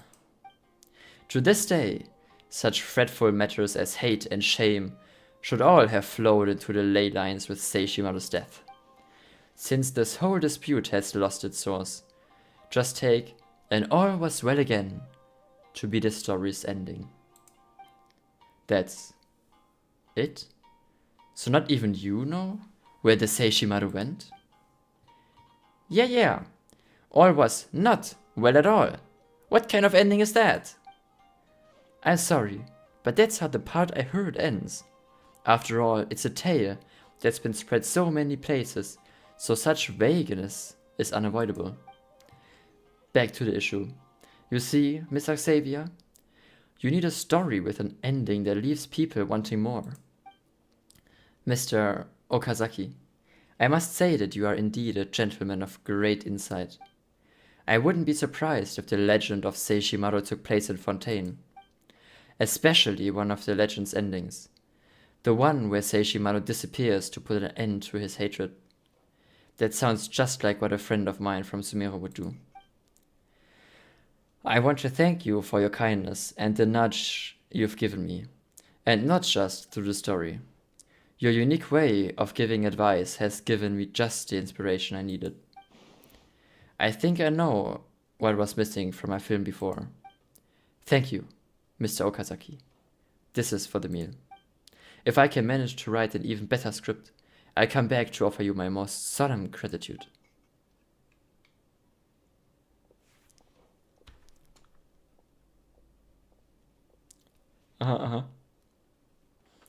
Tell you what, I really envy your youth and drive, traveler.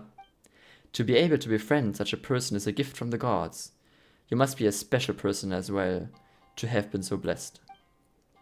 Good things surely await you and Mr. Xavier.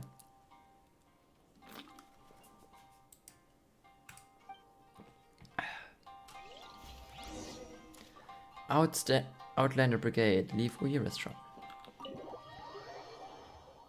Oh, I swear the loading screen... At night, or when it gets darker, the bright white loading screen is such a fucking flashbang. The story is quite complete, but it's lacking some emotional turmoil. What's on your mind? Heavens forgive me. I'm a real... What the fuck? I'm a real sauce? I'm sorry, chat, I don't know this word. I'm a real sauce this morning, I am. I left my friend in the restaurant after completely forgetting about them. But I think I can now write an all-new, presentable script now and give this one more shot. It'll definitely work this time. No, I'll make it work. Please allow me a little more time. Just one day will suffice. But it's going to be tricky with these two actors. Miss Koharu and Mr. Sasano don't seem keen on trying again. But I can't blame them either. I'll just have to think of something when the time comes. Can I help in any way? No. I couldn't ask for anything more comforting than having you here to listen to me vent. My dear Kazzy, you are indeed a great listener. Miss Paimon, if my behavior was at all untoward just now, can you forgive me? I didn't mean you any offense.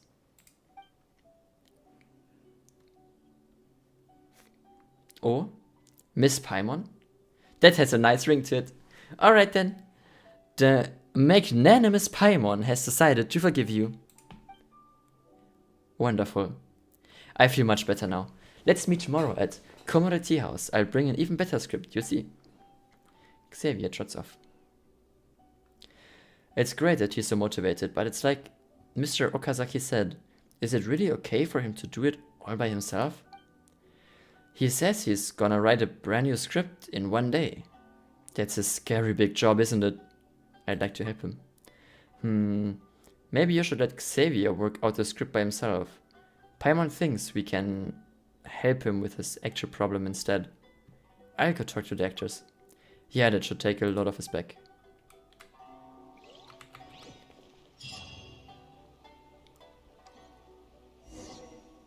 Go to Tata. Oh, let's go! Main story. Finally. Chat! We freed up Xavier. We can continue the main story. Or the interlude, rather. Xavier, I've been looking for you. Well, here we are. But what are we looking for? Something? Or someone? Or? Do my eyes deceive me? Or is that Kazzy and Paimon? Xavier? What are you doing here? I was in the general area and now I'm in the specific area. There, that's me. So, what about you two? We have some questions and thought you might be able to help. Do you know much about Tatarasana? Certainly do. I've researched this furnace here in some depth. If there's anything you want to know, just ask away. How well do you understand the history of this area? Like the back of my head, haha. Make no mistake, I've been here a good many times before. And not only that, but I've met people in Inazuma whose families used to live in Tatarasana years ago. They said it's all true, the history here. Go on, I'm listening. I'm sorry chat, I'm getting a little bit tired. I've been awake since like 5:35 to catch the train to my sister's place that didn't end up going. My god. I feel like I might not be doing too long today, but I feel like I'm gonna stream again probably tomorrow or on Monday. I'll see if I can slot the stream into my timetable thingy, time plan, whatever. If I can, I'll stream. Go on, I'm listening. Oh, well. It's a long story, don't you know? The tale of Tatarasana starts a long time ago. I'm told that its history as one of the foremost forging and smelting operations in the nation goes back around 1,000 years. Still, the furnace has had a couple of serious maintenance issues along the way.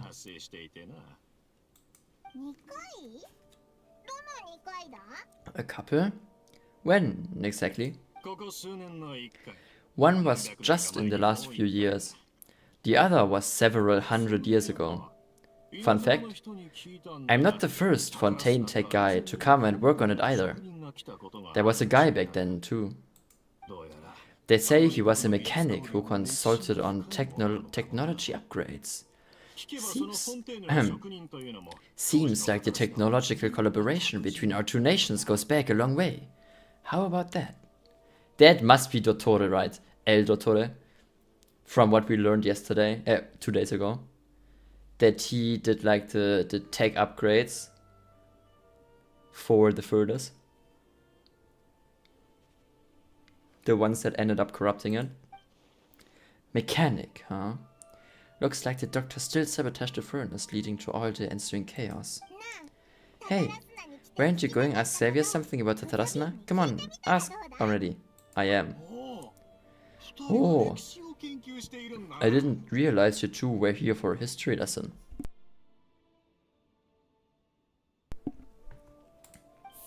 Me neither.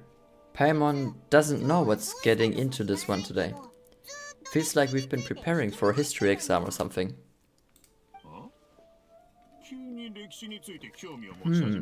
What brought this on? Did you just wake up today with a sudden burning desire for historical knowledge? Pretty much. So, can I ask one more question? Sure, go ahead. Have you ever heard of a kabukimono connected to Tatarasana? Kabukimono?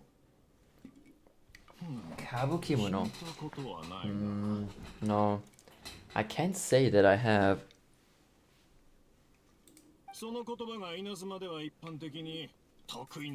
I do know the word Inazuman for those eccentric types who always go around dressed to the nines. Just the sort of person that I'd like to meet, actually. But sadly, I've never had the pleasure, nor have I come across anything to do with a kabukimono where Tatarasana is concerned. So there's no more kabukimono. Did the Balladeer really manage to erase himself from the history completely? If so, he must have wanted to change the world and revert everything back to the way it was.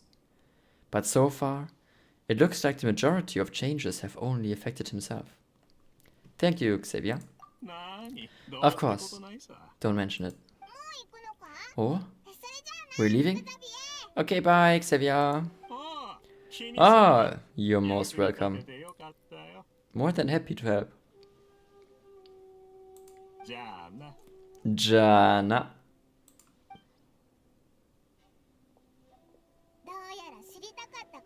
Looks like you got all the information you're looking for.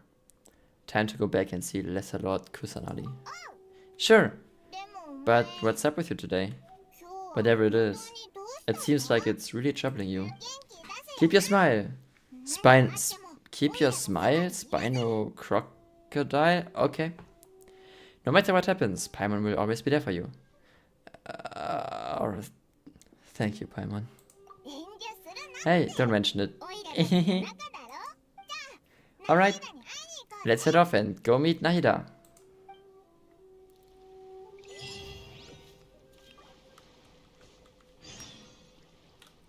Return to the sanctuary of Surastana.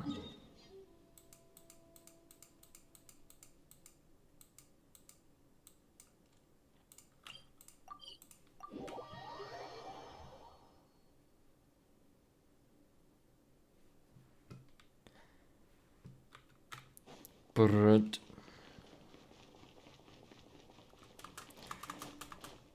Run. Okay, let's see. Maybe she knows something. Hey, it's them. You know me? You're the guys who wrote the novel. Akaba, Sabada. You're still here? Are you still talking about the essay? Indeed we are. If you have a moment, we'd love for you to join us once more. We have time. What do you want to talk to us about? The same topic we discussed last time, obviously. Still looking for more info about the Tatarasana, huh? Should we join them? Perfect. These two have researched Tatarasana's past. Let's hear what they have to say. Unfortunately, we haven't made any real progress. The article you let me read last time was great. Can I read it again? Oh yeah, of course. Okay, chat. Let's see. This is gonna be interesting now. What we can find out about the differences. A brief analysis of possible events of historical importance in the Tatarasana area. Details. This text belongs to a series of works sponsored by the Vahumanas Veilcutter project. It has yet to be numbered. Author Akaba. Abstract. The Tatarasana area has always been a major pillar of Inazuma's smithing industry. 2 incidents have occurred here, and the details behind the first are vague at best. I believe, however, that there might be a hidden history behind the events that transpired. Hold on, I need to find my water. There. Hence, this paper will attempt to analyze what may have unfolded from the available data. Okay, let me quickly drink some water before I'm gonna start reading my throat off again.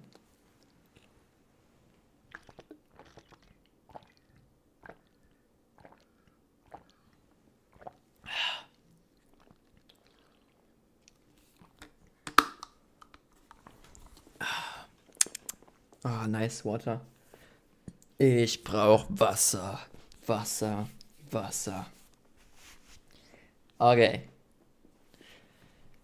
I believe, however, the hidden history behind the events that transpired. Hence, this paper will attempt to analyze what may have unfolded from the available data. Glossary. Tatarasana era, Raiden Gokaren, Mikoshi Nagamasa.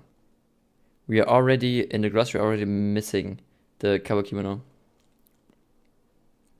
Introduction.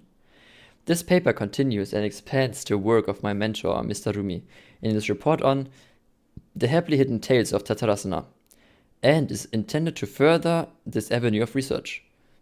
According to the data, the blade forging techniques of Inazuma were originally handed down from the Electro Archon, also known as the Raiden Shogun. Using the arts they inherited from their Archon, the people of Inazuma devoted themselves to the process of forging. However, strange rumors that do not quite fit the steely nature of metalwork yet linger about Tatarasana's smelting center, which was a central pillar of the foraging industry. There, the Mikoshi and Niwa clans, along with an eccentric mechanic from abroad, serve as the 3 windows of insight we have to investigate the truth behind what happened. Also, apparently, we don't have anything about Katsuragi anymore. The assistant of Niwa. Body. Strange notes from the Tatarasana area. The contents are as follows. Perhaps I overstep, but I think that Sir Nagamasa's mood grows better when he forges blades. The obsession to cleanse the stain of the name Mikoshi must eat at him. The inspector bought a certain number of jade steel ingots. Sir Katsuragi discussed matters of smithing deep into the night with the vice army officer. Okay, Katsuragi still is there. We at last made a single Nagamaki. We call it the Daitara Nagamasa.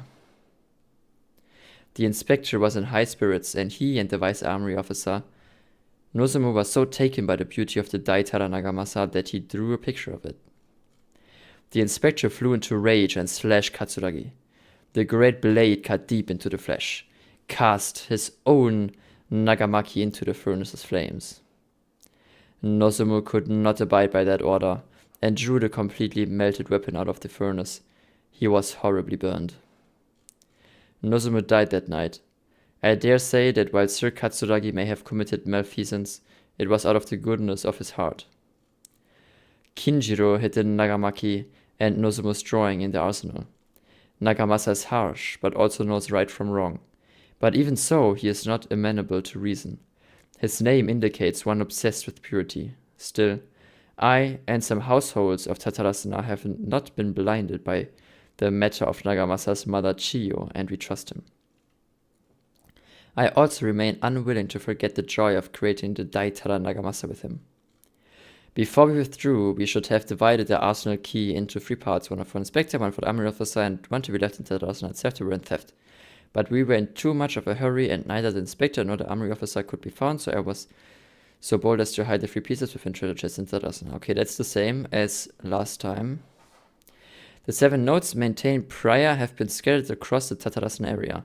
Among the 7 notes, 6 seem to be of good physical integrity, though they all look quite old, while the last one looks more recent. I believe that the first 6 notes and the last are of different time periods, though the gulf in years between them needs to be verified. The contents of the first 6 should also be related to each other, as the incidents mentioned are quite consistent with each other. I'm gonna be honest, I still don't exactly know. The 7th one is clearly the one that is written at a different time than the first 6. But I have no idea. when exactly, or like, I don't From all of the clues we've gotten so far, from the history, from everything that we've learned, also through what the Beledier filed for Irminsul, I have no idea who could be the one that wrote the last note, or what exactly it's referencing with the 3 keys. Or did the 3 keys have something to do with the quest line of Tatarasana? I don't quite remember, but I feel like that could very well be the case. Anyway, let's continue.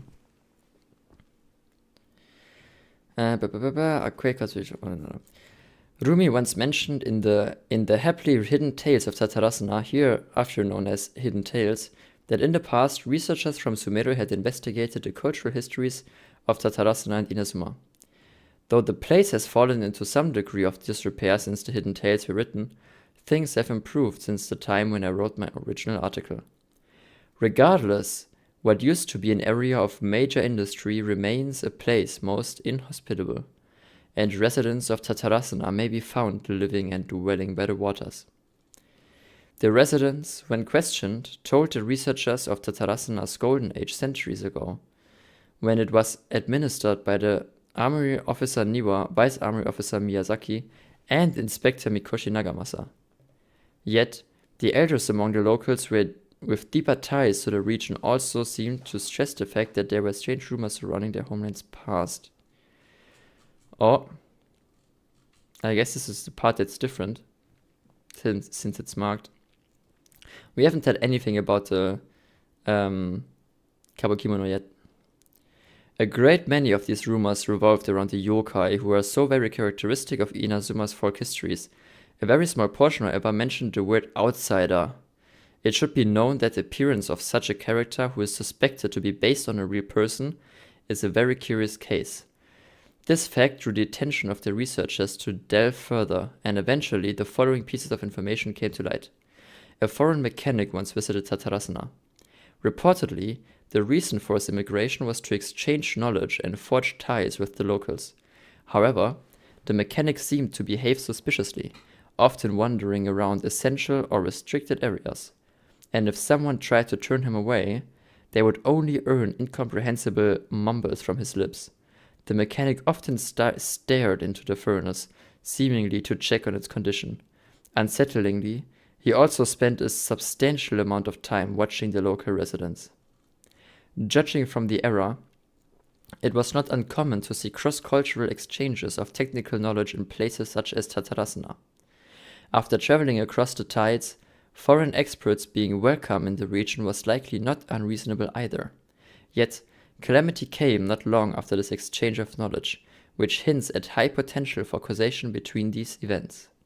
However, some current residents believe that the assumptions were merely the results of the forebears' overactive imaginations, attempting to theorize how things actually unfolded. A list of individuals related to Tatarasana has been compiled here, based on historical documents from Inazuma. Starting from the administrators, the records are as follows. Niwa. Okay, I guess these ones are the same from what we read yesterday, so I'm gonna glance over them. Niwa, Miyazaki, Mikoshi Nagamasa, Katsuragi. The mechanic. So here we have now specifically one of the mechanic instead of the Kabukimono. The mechanic. Long have I delved through many texts and documents, but I was ultimately unable to decipher even a spectre of a clue as to his background. Still, mentions of the mechanic grew scarcer in the aftermath of the Tatarasana incident. I speculate that, instead of the mechanic possibly being a figure woven from overripe imaginations, he actually did exist, and perhaps even had a hand in the events that took place in Tatarasana. It seems that the rest of this paper remains unfinished. One thing is for sure though, a lot of thought was put into it. I presume you'll want to read mine as well? Here. Okay, that's the book. I remember the book. Okay, let's see. Okay, I remember. Here we had the Kabukimono, like them striking at the Kabukimono. Miyazaki hid his grin. Upon hearing this, Niwa released the lizard from his hand into Katsuragi's palm. But just as more words were to be exchanged, someone came walking nearby, their footsteps steady and confident. The head that appeared by the door was that of one from abroad. The newcomer placed some lunchboxes to one side, nodded, and made to leave. Katsuragi called out after him, "Sir, what about your meal? Are you not hungry?" The man smiled upon hearing Katsuragi's words. "I already ate. I hope that you, my lords, may also find time to sate your hunger soon." "You are our guest, sir. To see you help in these trifling matters fills me with embarrassment," Niwa said with sincerity. The man smiled as if it was no matter.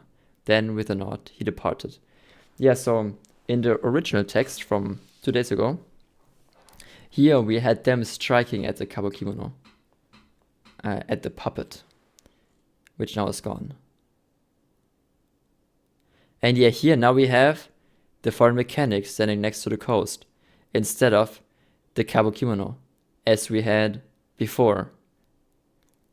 All mentions of the Belladea in historical texts just got overwritten with the doctor, or the mechanic as he posed as back then.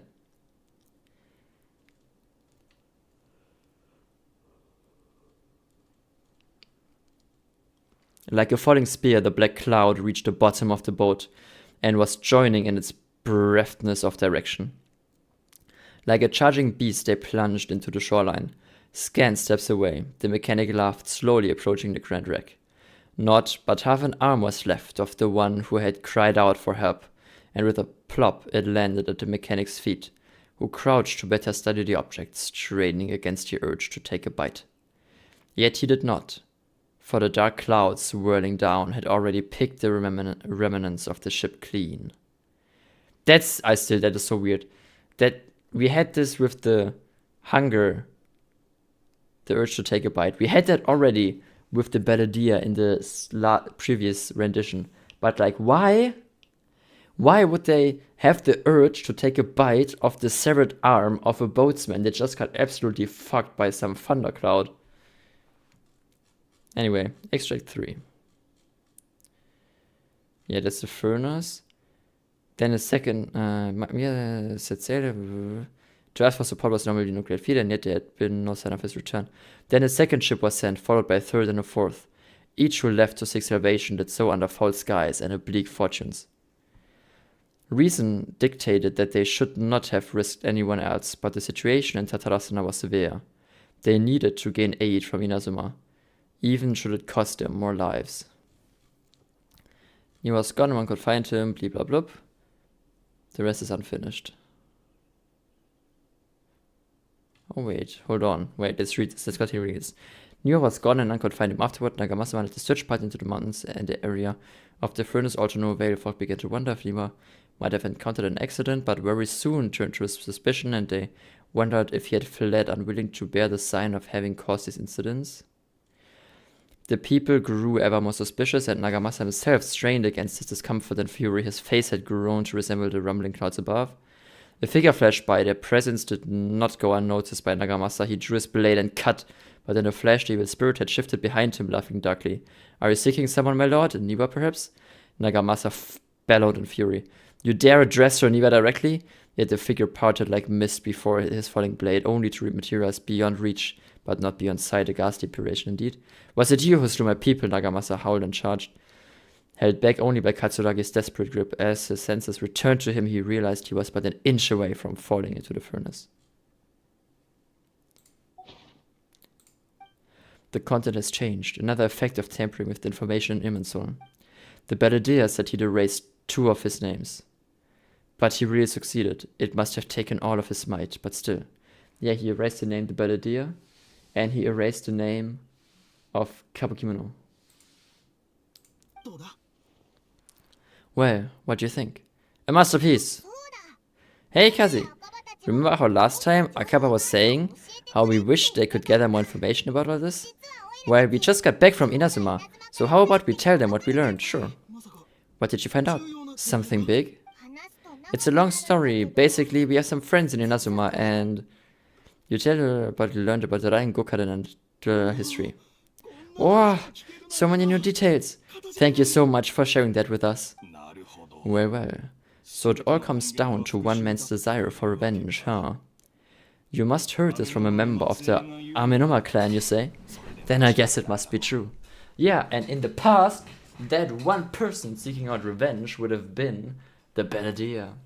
But no, not anymore.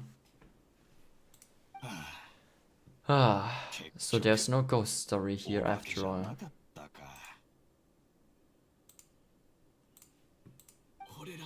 This new information actually lends further credence to my hypothesis. Evidently, swordsmiths were seen as having an incredibly prestigious role in society in those days, to the extent that harming them was conceived of, at least by the perpetrator, as a way of exacting revenge against those in power. Yes, okay, point taken. You were right. But that doesn't mean I can't carry on with my novel. And they're back at it. These guys are really into this. We've got some things to take care of. Bye for now. Oh, so sorry. Look at us, prattling on about our project and ignoring you. Thank you so much for the information. You're welcome. See ya. Matana. Keep us in the loop if you find out anything else. Will do.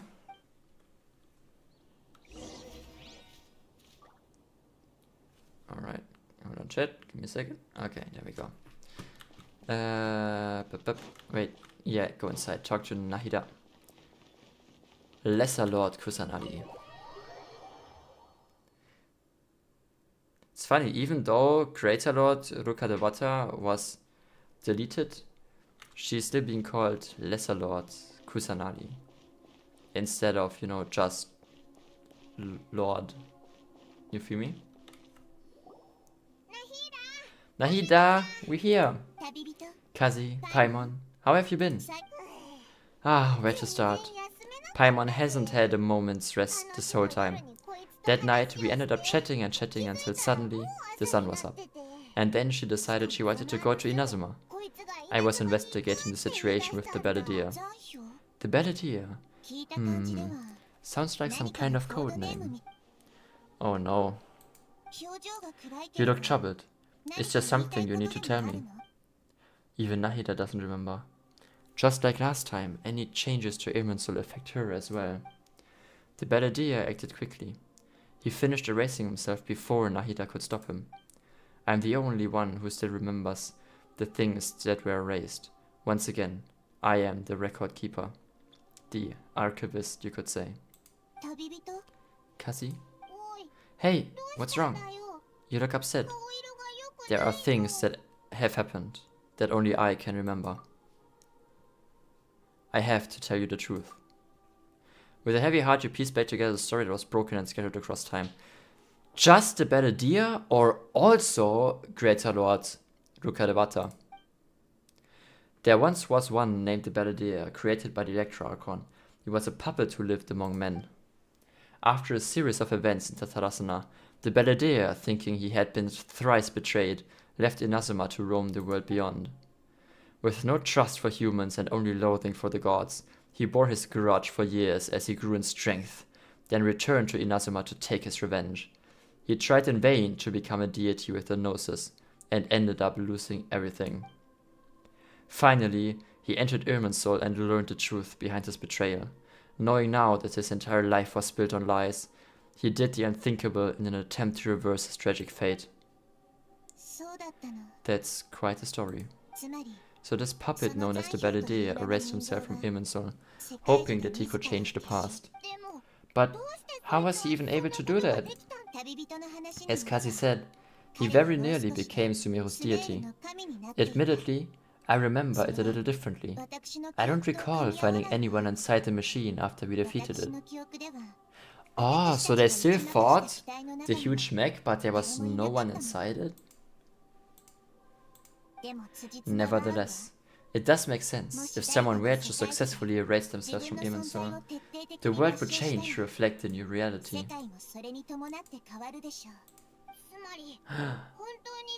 Ma, I have a fucking idea for this theory, but I think you're sleeping. I'm gonna tell you on Discord later. So you believe this person really existed and we just don't remember him because, well, because he literally changed the world. Okay, let me still talk about my theory. Okay, chat. So, before in the past, I talked about my theory or the difference of changing the past in Life is Strange versus Genshin. In Life is Strange, you have the butterfly effect where a single small change in the past relates to hugely different outcomes. And in Genshin, even though we have a whole person deleted that had a huge impact on history still kind of sort of played out the same, just with, you know, like a little variation, but the things that happened still happened, right? We still fought against the mech, apparently. You still had the person seeking out revenge. You still had Niwa die. And it was like, okay, how is that possible? But I kind of came to me. He only deleted his own name, his own existence from Irminsul. But the events that happened, he never deleted the actual like core events that happened. Therefore, since they were still recorded in Irminsul, they still happened, just without him being present. That's why we still fought the mech just without him, because in Irminsul it's still recorded that we fought the mech. Or in Irminsul it's still recorded that someone with a vengeance killed many of the clans of the Raiden Gokaren. Just without his name being there, it ended up, you know, falling onto another person. Or instead of Niwa being killed by the doctor, Niwa sacrificed himself in the furnace.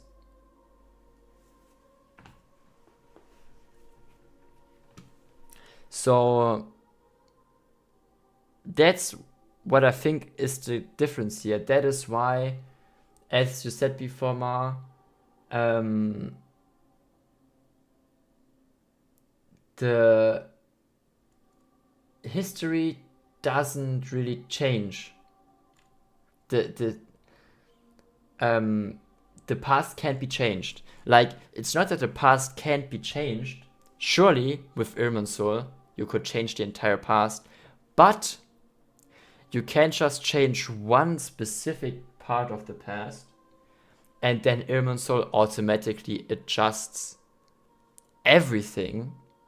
It keeps all of the non-edited parts in the future of what you edited, and just adjusts them slightly so that they still happen. That is what I think is happening here, and that is what sets it apart from Life is Strange. Because what we are doing here is we're not like traveling back in time to change something and then have time flow anew with the new things we said, but instead what we are just doing is we are altering one specific part of the recorded history without changing the rest of the recorded history. Therefore, the recorded history still takes place. That is what I think is happening here. Anyway, let's continue. Yes, theoretically speaking, it is possible to do this, but I'm struggling to imagine the kind of person who would dare to go through with it. Kazzy comes from a world beyond Teyvat. That's why there's no information about her in Irminsul. And it also explains why any changes to Irminsul wouldn't affect her. Hold on, let me quickly eat a chocolate. What do we have here? Which one is these? Almond. Let me eat one of the almond chocolates. I'm a little hungry.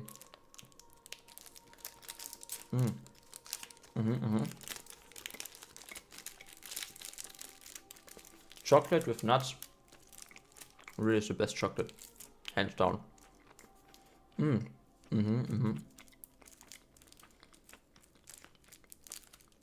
Good shit.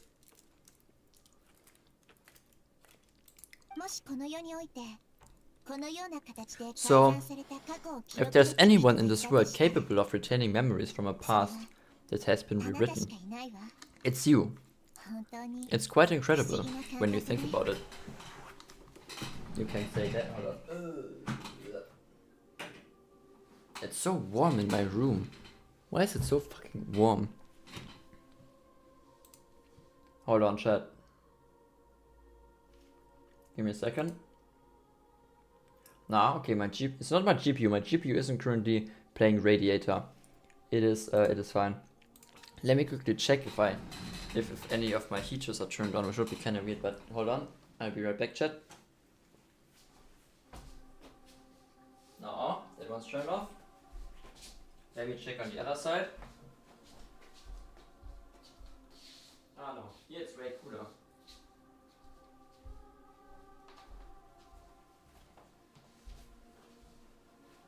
Okay, chat. Give me a second, chat. I'm quickly gonna undress. Don't look, chat, don't look.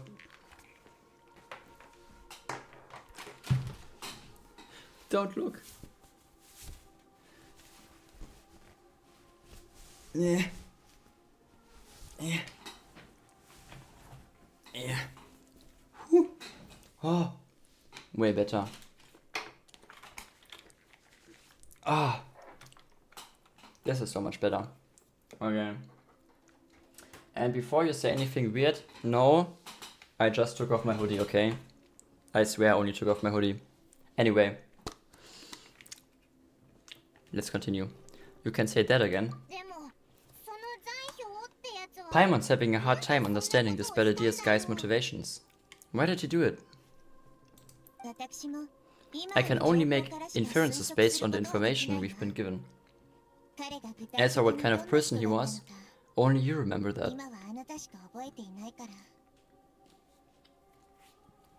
I'm not really sure.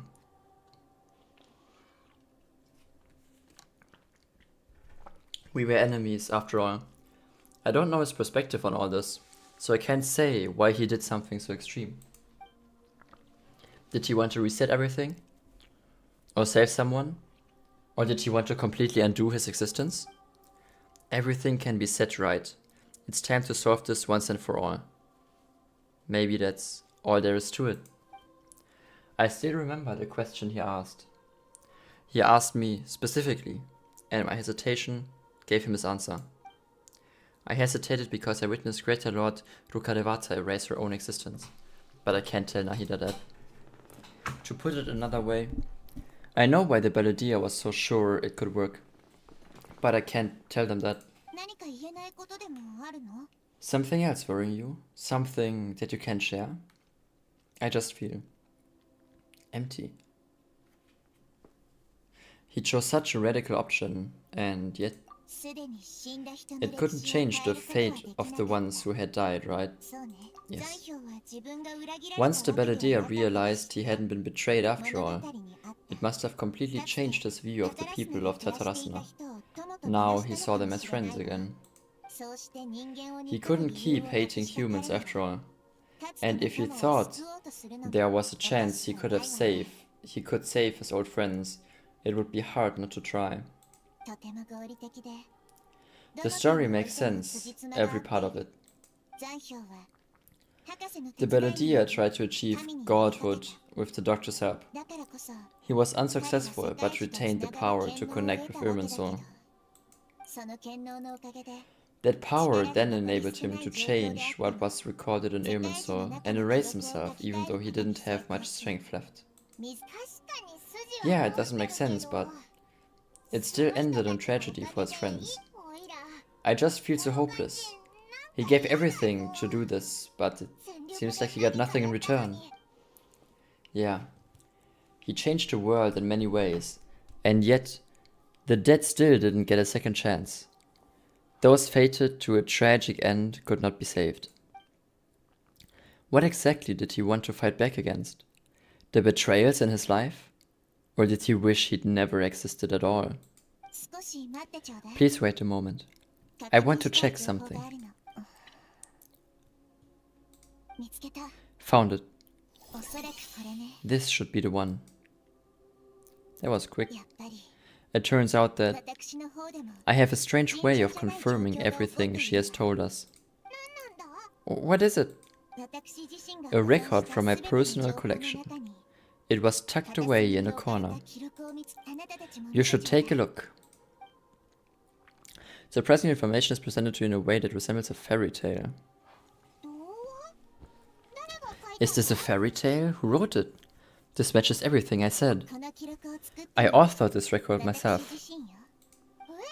Huh? You wrote a fairy tale that somehow has something to do with the balladeer? When combined with Kazzy's narrative, it's clear that the story is an allegory. Everything in it is a symbol for something else. Hold on. So this record survived from the past? Yes. Any information about the balladeer or the kabukimono in other records will have been changed.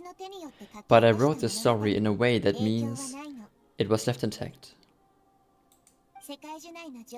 Changing the information in Irminsul changes Teyvat. But Irminsul can't change information that was well hidden in advance. I guess I must have written the story as a backup before the balladeer entered Irminsul. That's incredible! What a great idea! And sending Kazzy into Irminsul with the balladeer must have been a further precaution. I knew she'd remember everything. The story is abstract enough that it still resonates with the present information recorded in Irminsul. But if we connect all the different pieces together, the true story that emerges is the one she told us. The now erased life of the balladeer.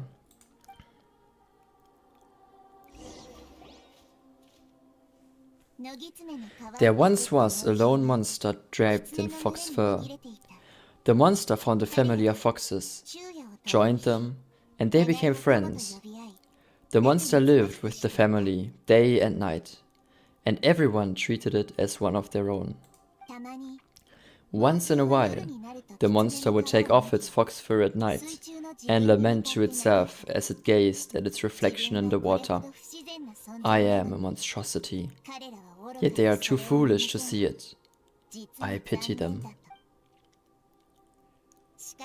But the monster soon found solace when another came to live among the foxes, who was not their kin.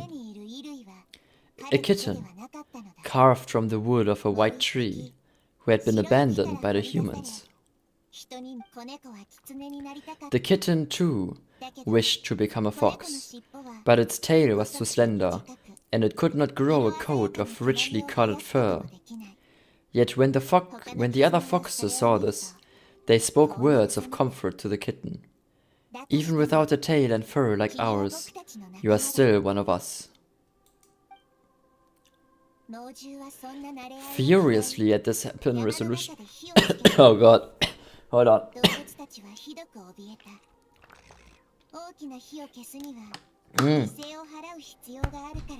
I'm sorry for dying all of a sudden, but my throat was like, I got a cough now. Jesus. Oh god. Okay, I'm sorry. Let's continue. Furious at this happy resolution, the monster lit a fire on the mountain. The terrified animals panicked as the fire spread. The only way to extinguish the flames was to make a sacrifice. A grey fox stood up and addressed the monster. It said, "You are the cleverest among us. Surely you can help us find a way to solve this." The monster smiled, led the fox toward the fire, and murdered it. The grey fox's heart was turned into a beautiful drop of water, clear, spotless, and pure. The monster gave the heart of the water to the kitten, telling him, "The foxes have decided you are the one who must be sacrificed. Take this and quench the flames and die for your fox kin."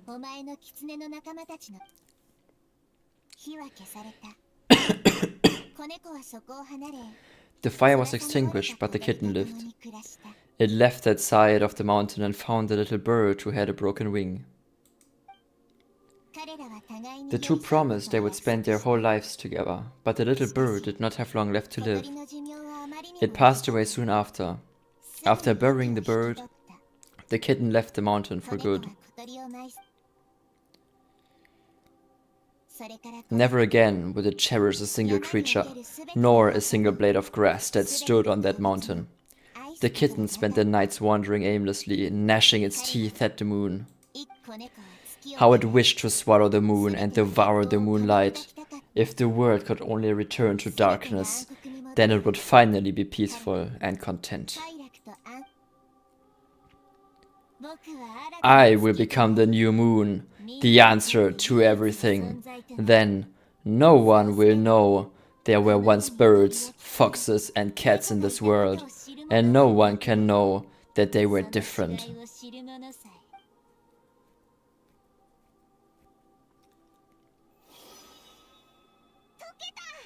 We solved it! I remember now. This is not just a Balladeer story. It is his very own memories.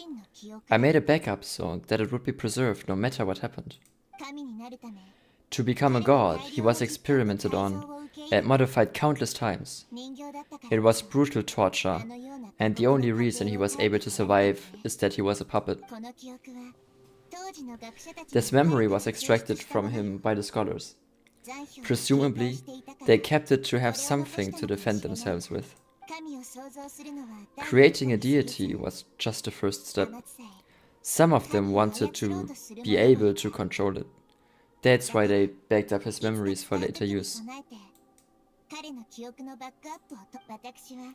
I buried it deep inside one of my own dreams, and then hid it inside an allegorical story, so that it wouldn't be altered.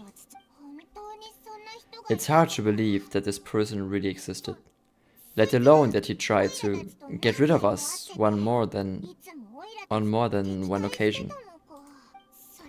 Paimon has no memory of him at all. He completely vanished like a puff of smoke. The Balladeer agreed to help me look for information about the Descenders, and although he was unsuccessful, he still helped you.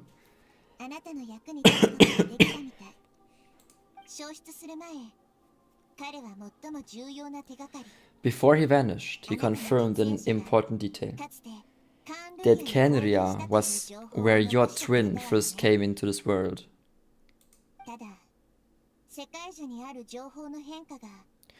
We still don't know how the change to Imensol will affect the senior ranks of the Fatui, but in all likelihood, they won't even remember their own harbinger. I've never felt this feeling before. It feels like life is as insignificant as a feather. It sounds like Paimon would like this guy a whole lot if he was still around. But still, Paimon doesn't like the way it all ended that much better. This is why wisdom alone cannot answer all our questions. We look, we see, and we comprehend, but the question still troubles us. So the answer is not everything. People yearn to find the truth and then conquer the troubles they face. When you give someone the truth, you gave them a chance to choose their own destiny. To others looking on, this may seem like a pointless endeavor, but for him, the chance to act on his desire to disappear must have meant a lot. Never forget that even when we walk beneath dark clouds, along a road filled with suffering, the light of wisdom is always there, guiding us toward a better destination. And that is what you have been doing all along. Yeah, Nahida's right. Cheer up! How about we go get something to eat? We can pick up this heavy conversation again later. Good idea. Paimon, why don't you take her out for a walk to clear her head? You got it. Come on, Kazzy. You need to get out of your head for a while. You'll feel much better after taking a walk.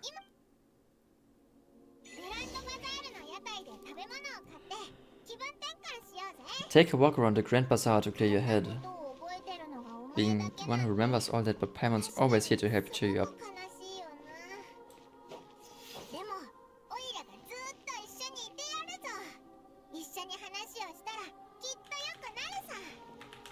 Okay, that's all.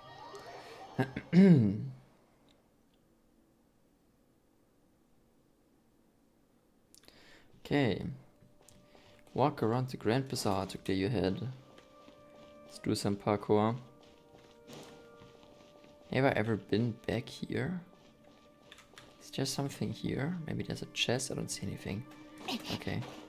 Let's just go to the market.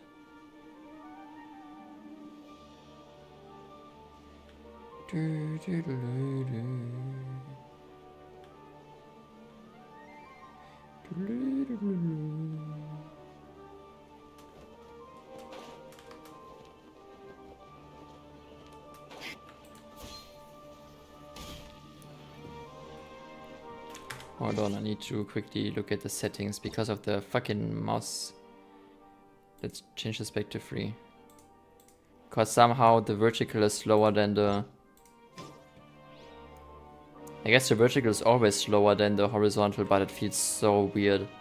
I really hate how it feels.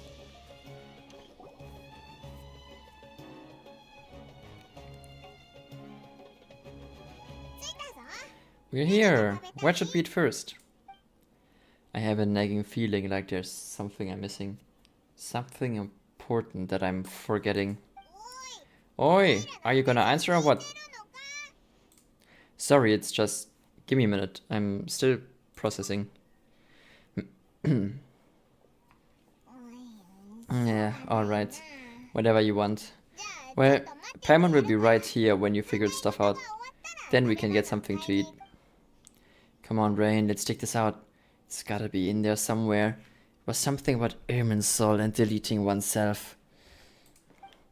Greater Lord Rukadevata. Forbidden knowledge. Nahida. What is it? Have you figured it all out? Yes, that was it. Greater Lord Rukadevata. She said that no one can erase themselves from existence. Not even her. Otherwise, why would she need to create her own reincarnation in Lesser Lord Kusanagi to do the deletion for her? There would be no point. Oh? Why'd you jump up all of a sudden? No, I can't help Paimon.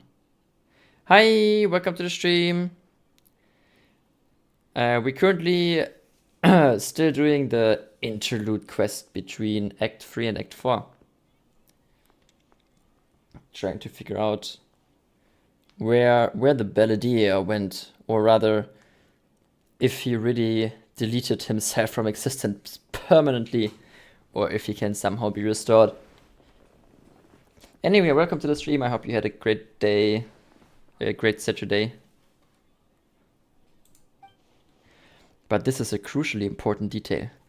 It's simply not possible for the Beledier to completely erase his own existence. In which case, the question is, what happened to him? Just woke up, yeah, nice.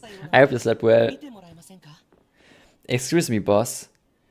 There seems to be a small problem with the last bill. Look, here. Huh? It's him! He's here! Oi! Wait! Hmm? You mean me? No, not you. That kid. Didn't you see? Little rascal grabbed my last 2 fresh Sansietas and ran off. Look, if you're gonna help out here, you can't keep spacing out, okay? What is it? The work's too boring for you? Or has the big city got too many distractions? I wasn't paying close enough attention. Sorry, boss. I think you're right. Maybe it's the city. It's so exciting, it can be hard to focus. Who is that guy? You know him or something? That guy is the Beledier. He's who? Who? You're a strange one, kiddo. You say you don't want any money for helping out here. And then when I actually give you some work to do, you keep letting yourself get distracted. I don't want to take advantage, so I'm happy to pay you what I paid anyone else. But if you keep acting like this, pretty soon I won't be able to afford to.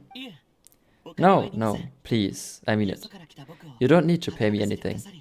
I'm just so thankful you agreed to take on an outsider like me. You're welcome, I guess. but I got bigger things to worry about.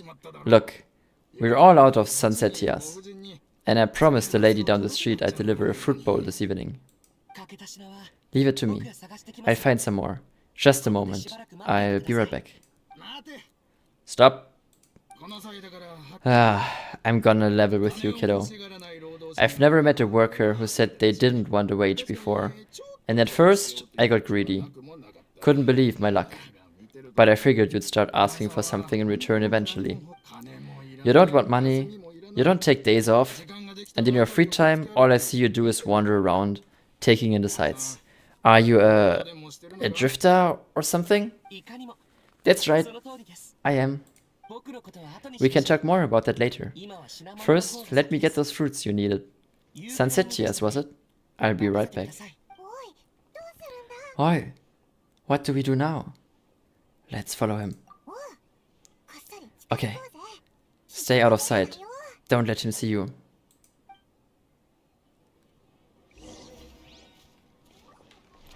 Follow the person you just saw.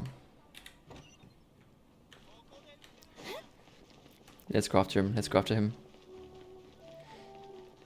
So apparently, at least in some way, he still exists. But I assume just not, because he specifically wanted to erase his two names, the Belladia and what was the other one? And the other one from the past history with the island. So that just means that him being part of the Fatui and his history with the Ishin clan never happened. Yeah, this will do. Even though, as you say, he's the Belladia, what are we planning on doing? Stealing his Sunsettias? Isn't that a bit too cruel? Shush. Alright. This should be enough. Guess I should have washed them before I take them back. If I wasn't seeing this with my own eyes, I would never believe it. You two over there. Is there something I can help you with? He spotted us! You've been following me all the way from the city. I'd have to be blind not to notice. You're right. We were following you. Have we met before? No, we haven't met. But you know me? Yes. I have no recollection. It's complicated, but I do know you. Oh? Are you absolutely sure? Sorry, but I can't just take your word for it. I can prove it. You're a puppet. A puppet? What makes you think that? Huh? You were right! That look on his face. I guess you do know me, after all. That's not something I share with a lot of people. Look, I'm just a wanderer. But seeing as you've gone through all this trouble to track me down, I'm sure whatever it is must be important. There's somewhere I want to take you. Okay. But please, let me deliver these goods to my boss first. Are you really working for that guy? He said that you don't want any mora for it. Is that true? Yes.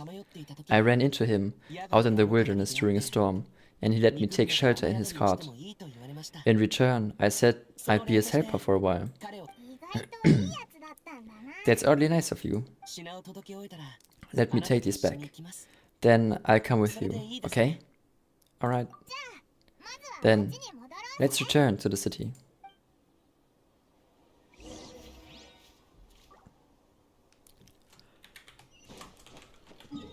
Alright, let's go back.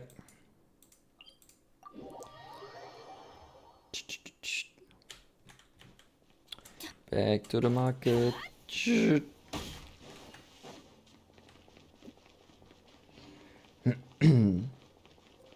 I wonder if we're going to restore his memories or something.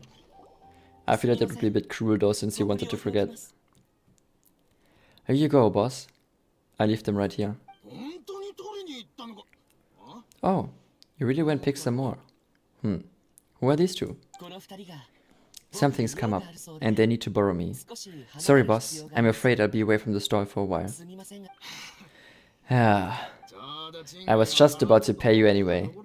Go wherever you want, kid. Don't waste your time here. Eh? I get it, okay? You just wanted to help me out, to thank me for giving you shelter from the rain that day. Even then, I don't understand why you're so adamant that you don't want any pay for it. But look, it was pouring down, and there you were, sauntering along without a care in the world, like you had nowhere to be, and didn't even care that it was raining. Imagine you were me for the second. It's a little weird, right? Why is this guy traveling during a rainstorm if he's not trying to get somewhere? And why is he taking a shortcut through the open country if he's not even in a hurry? Oh. But anyway, taking you didn't put me out even slightly. You didn't owe me a thing for it, certainly not all this. Your time is valuable, you know. You should go live your life. But I don't.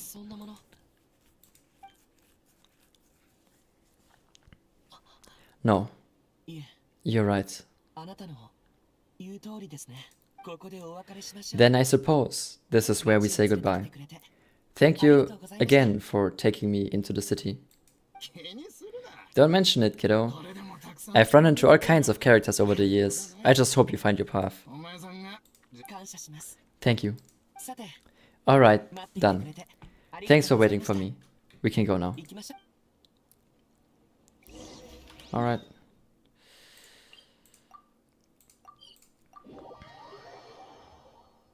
We almost finished this quest. After that I'm gonna end stream after we finish this quest. We've been going for about 3 hours.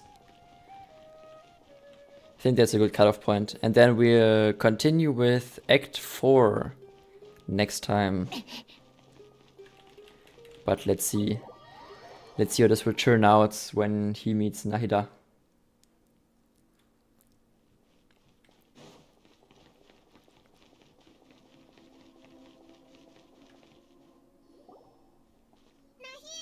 Nahida!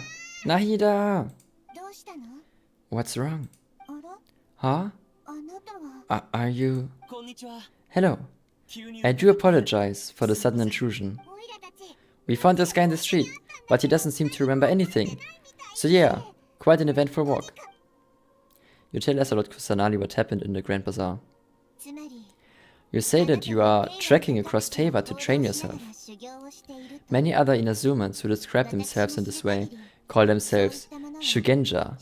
Why do you refer to yourself as a wanderer? Well, it seems more relevant in my case. To me, it sounds like a plant with no roots. But these two claim that they know me, and that I have a hidden past unknown even to myself. I wouldn't call it the past, but rather... this is a difficult one to explain. I don't like to rely on using terms like this often, but in your case it seems that it ought to be called a previous incarnation. Oh, like a past life or something? Yes, something far more distant than the past, so far away that you cannot perceive it.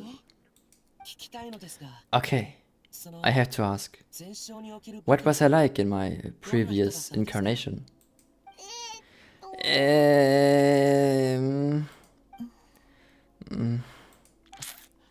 Oh, okay, I see. You want to tell me, but you can't bring yourself to say it. Looks like I didn't have the most wonderful existence in my previous incarnation. We're just trying to think where to start. If it's that difficult to talk about, I have no doubt it will be just as difficult to hear. But I'll be able to handle it. Please, tell me the truth. Is truth something you care a lot about?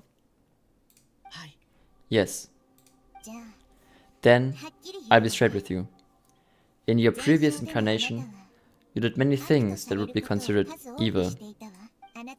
You nearly died because of what other people did. And many died because of you. As a non-human being, you hated gods and humans alike. You drifted from place to place, never able to settle, even where you found status and identity. You adamantly believed that you were missing a heart. Actions rooted in persistence sometimes bear bitter fruit. Sometimes you have to let parts of yourself go, or you'll never be happy. Nahida tells the wanderer about his past. I gave everything I had, but it barely changed history at all. In terms of the outcome alone, that's true.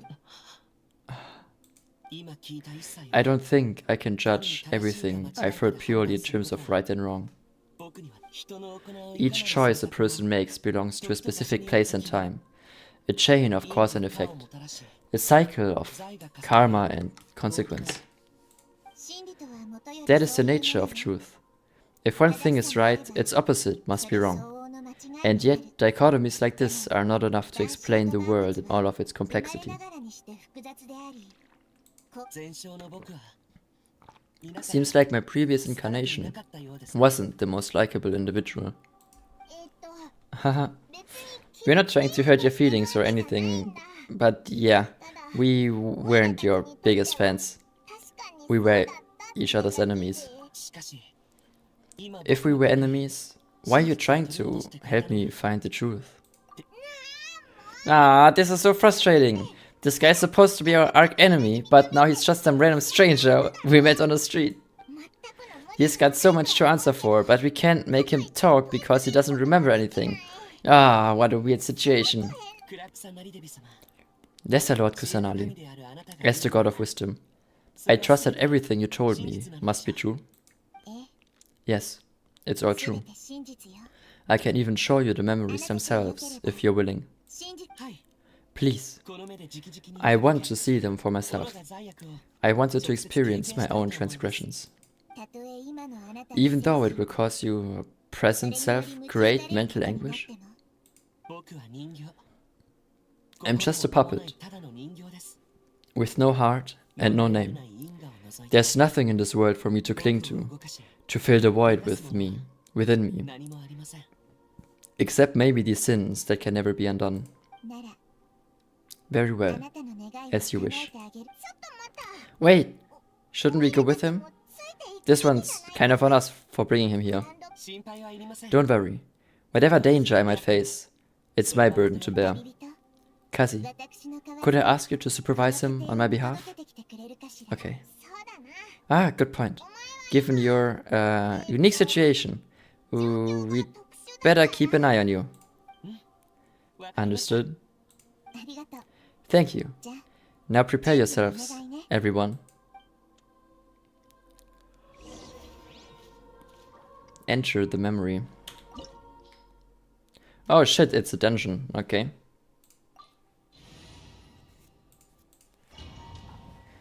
Dungeon time.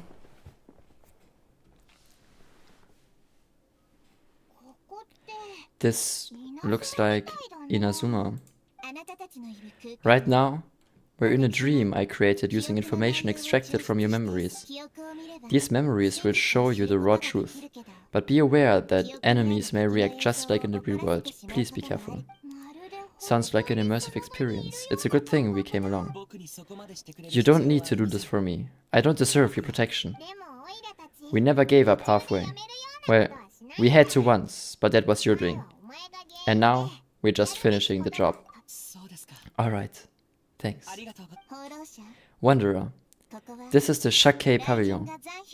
In your Beledier incarnation, this is where the Electro Archon placed you after your creation. You had a great many memories there. Is that because this is kind of like his birthplace? You could say that, in a sense. You'll see why shortly. I hear footsteps. This place is huge. I can't believe the landslide didn't fill it in. I wonder who built it. The Crystal Marrow miners? No, there's no way. Look at this exquisite construction work. And so well preserved too. No mining crew would be capable of this. There's someone passed out on the ground. Who are you? You're awake? What happened? How'd you get stuck here? Are you injured? Not a scratch. And these fine claws. Who are you? This man is Katsuragi, deputy to Torachio's adopted son, Mikoshi Nagamasa. He found the Belladea in Shakei Pavilion and took him back to Tatarasana. And the rest is history. Well, it used to be. In the original version of events, Katsuragi was ultimately killed by Nagamasa. Let me get you out of here. Our people are nearby. Hang in there. During the Tatarasana incident, Niwa was murdered by the doctor disguised as a mechanic. The Belladea, then known as the Kabukimono, disappeared not long after. As the second in command at Tatarasana, responsibility for what had happened fell to Mikoshi Nagamasa. But Katsuragi had sworn lifelong loyalty to Nagamasa after the latter had once saved his life. At Katsuragi's insistence, Nagamasa killed him to put an end to the Tatarasana incident.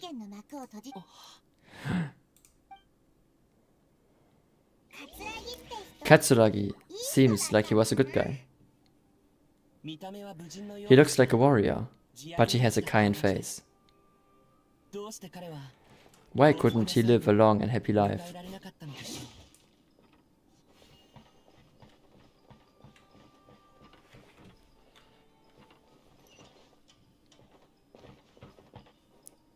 Okay, let's see. I see a chest, loot, okay. Let's see. Nagamasa. I found this young guy in a cave sealed off by a landslide. He doesn't remember his name. Well, we need to call you something. I hear the workers are calling you the Kabukimono.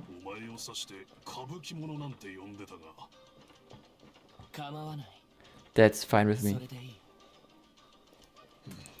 Katsuragi, report to Niwa. Tell him we have someone new joining us.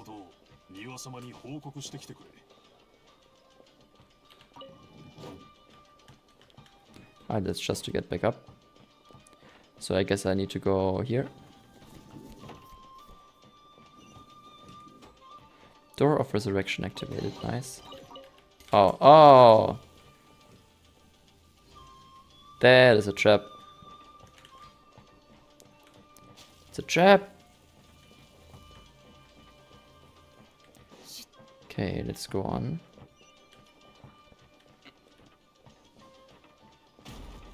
Whoa, there was another trap. Eh? What are we doing back here? I hear voices.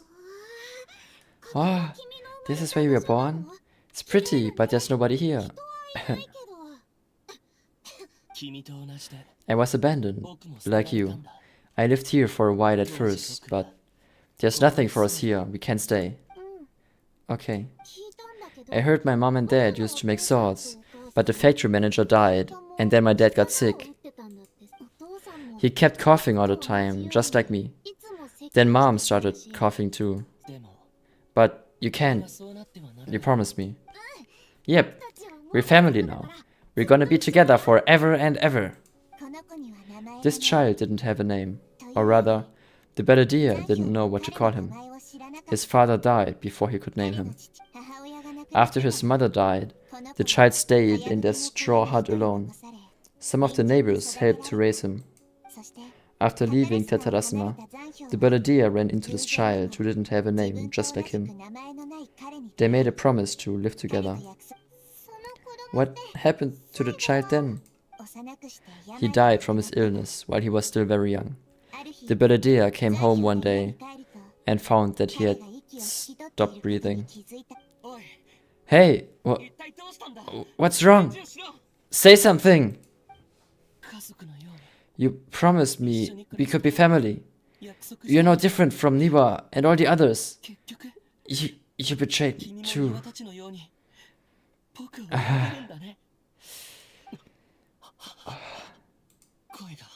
The voices have gone. It looks like the memory ends here. Let's keep going. A new door has opened.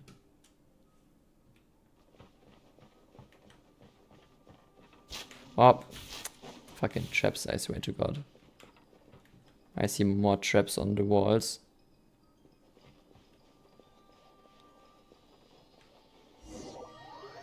Okay, that didn't do anything. Good. I'm still safe. I'm somewhere else. You do realize you're blocking my path. I come not to obstruct you. I have been waiting.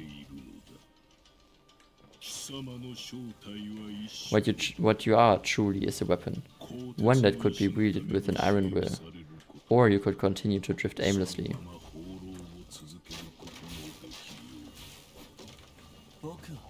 Oh, there's enemies. Are you trying to win me over? The long fated rebellion has begun. Why not take your place at the banquet and join those who shall feast?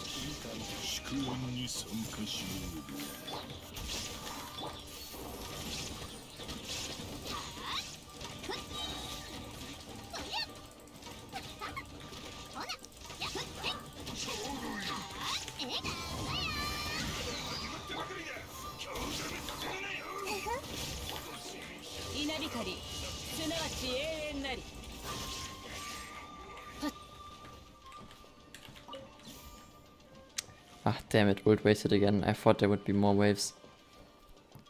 Oh boy. This looks ominous.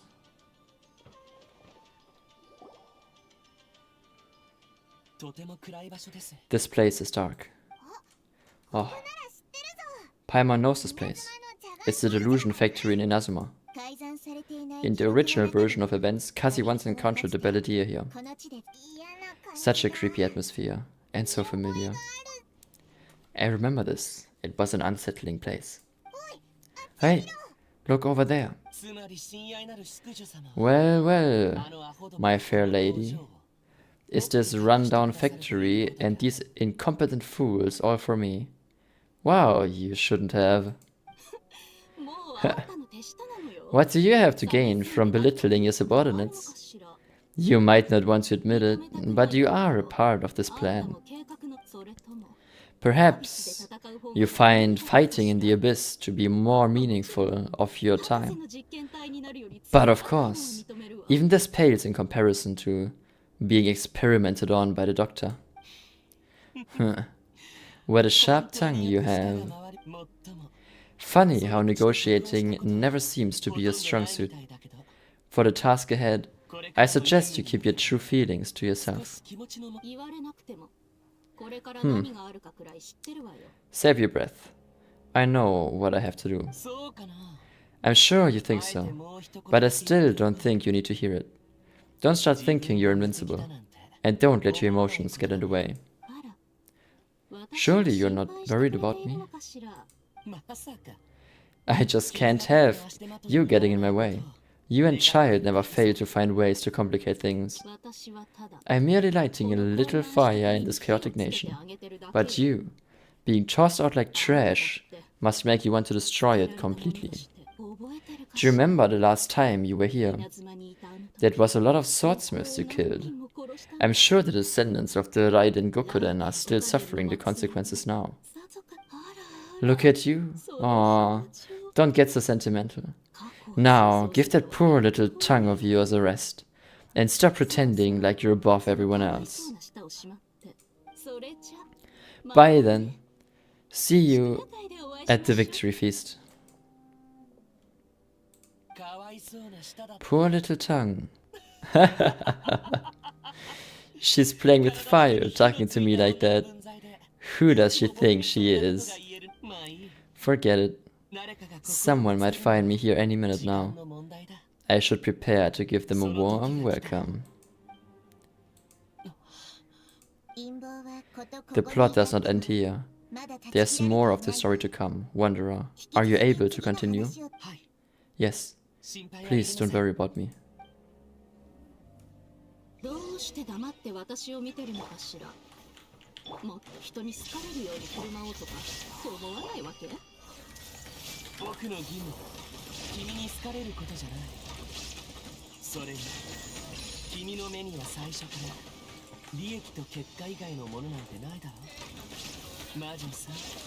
I hate this fucking type of enemy so much.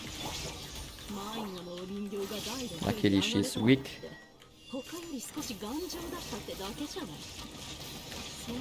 Ah.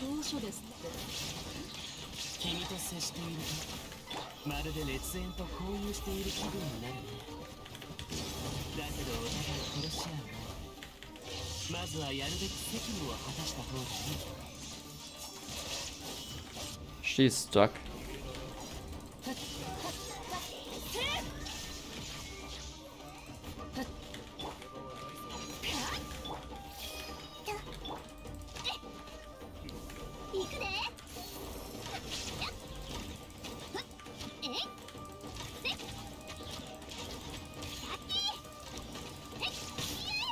Ah, fuck me.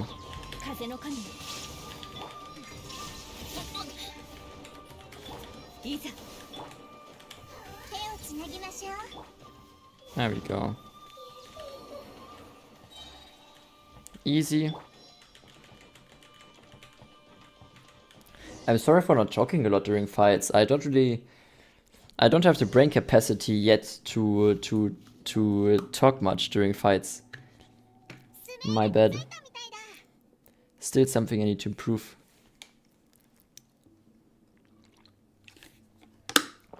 Looks like we've arrived in Sumeru. Is that... Consider the Amurta sage, Nafis, refused to join this project. I'll take part in the experiment in his place. Welcome. I look forward to a fruitful collaboration. When do we start? You seem impatient. You should know that becoming a god is far from a trivial affair. The biological transformation is a lengthy process. As such, I too would recommend that we commence as soon as possible. In the event that a successful connection is established, his body will become permanently bound to the machine, and he will be unable to move independently of it. Nothing worse than what I've been through before then, Doctor. You were the most resilient test subject I ever came across. Thanks to you, I was able to garner a great deal of information. Alas, after that, you were under orders to remain in the abyss. We barely saw each other, and it became difficult to further refine the knowledge I had gained. That was gracefully worded. Ever wondered what you'd think if they knew that nothing matters to you apart from your crazy experiments? I suggest you speak to me in a more respectful tone, Scaramouche. The mere fact of your utility does not make you indestructible. The doctor again. That was uncomfortable to watch. That person gives off a very sinister energy. He's the doctor. He's behind all of this. It's normal for him to give you the creeps. He scares the bejeebus out of Paimon. Let's move on.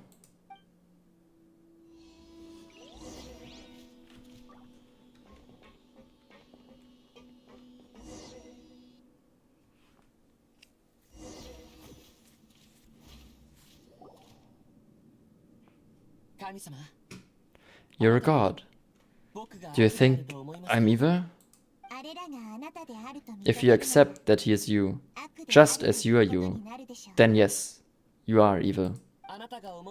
In your eyes, are there any differences between humans and puppets?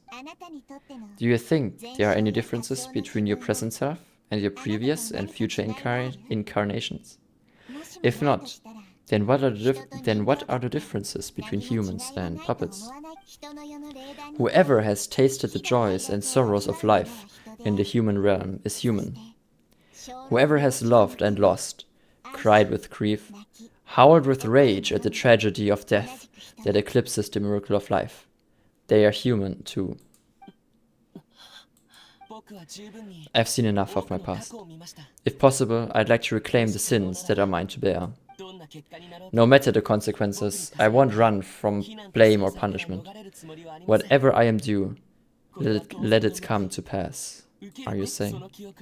Can you return my memories to me? Huh? But won't that mean you lose your current identity? I've always believed that human lives follow a set of rules, with each person being a collection of past experiences. As a puppet living in the human world, my life is subject to the same rules. Regaining your memories means reverting completely to your previous incarnation. All the emotions that you discarded will return to you. Are you sure you want to do this? I've lived with a void in my chest my whole life. My creator didn't need me, and ever since I awoke, I've just drifted from one place to the next.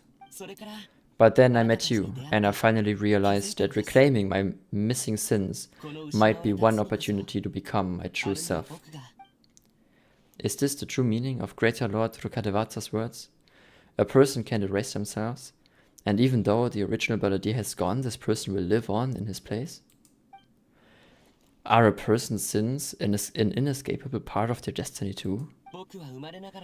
I've always felt I have an innate tendency to yearn for something more, in a way that goes deeper than for most people.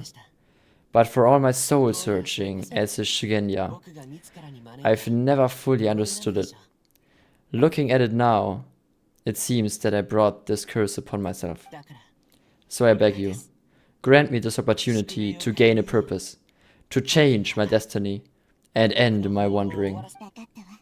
Very well. Since your mind is made up, I will return to you that which is yours.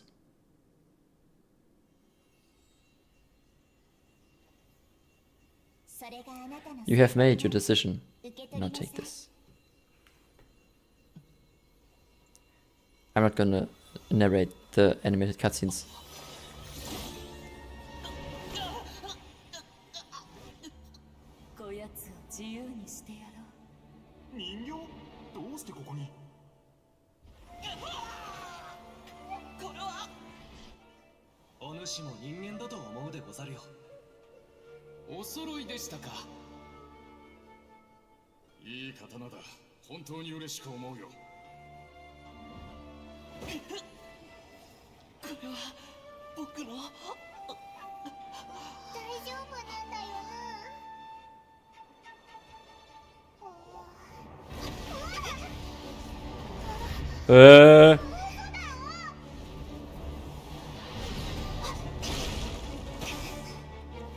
Don't tell me I need to fight this again.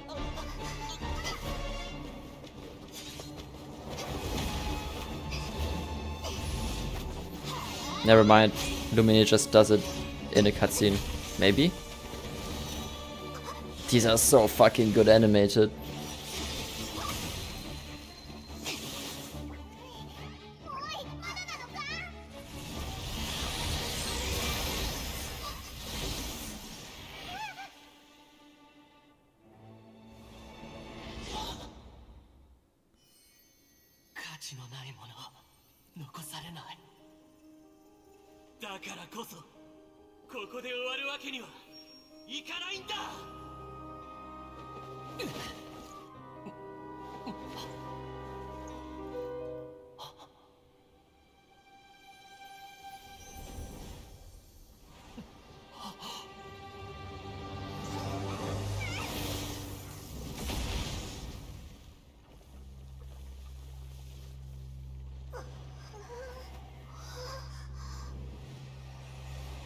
Let's fucking go!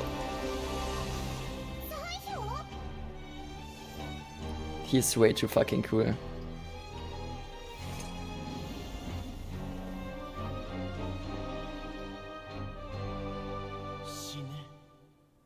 Shine. Shine! Oh, let's go.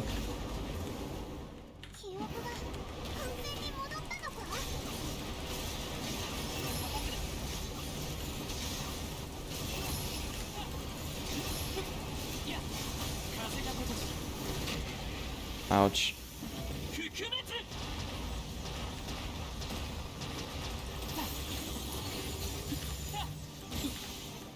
How the fuck did that hit?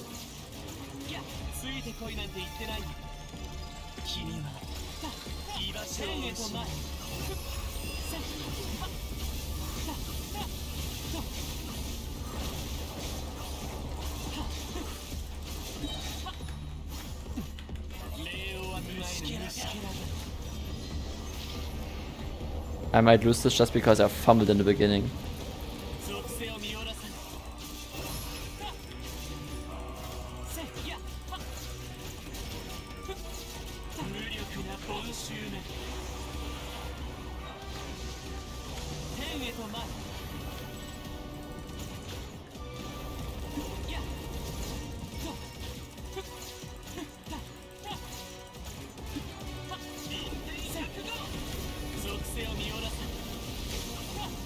What the fuck did I just get damaged so hard from?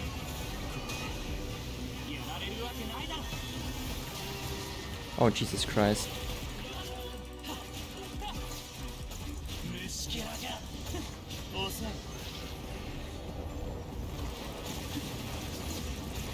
Okay, I just got healed because I almost died. I guess, whoa. I completely fucking forgot all of the movement, all of the attack patterns of this motherfucker. I'm sorry.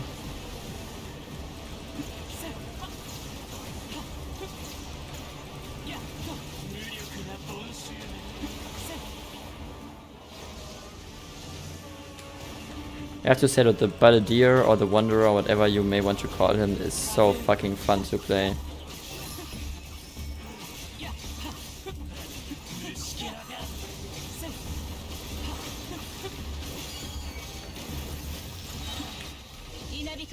Oh.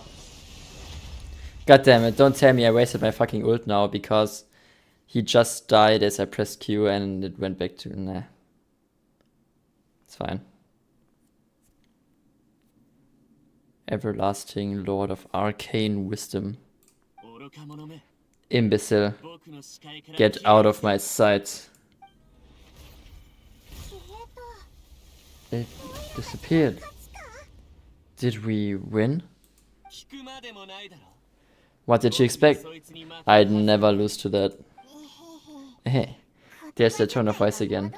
You're definitely back to your old self. But, wait. But it was you inside that thing, too. Oh, what have you got to be smug about? Sorry.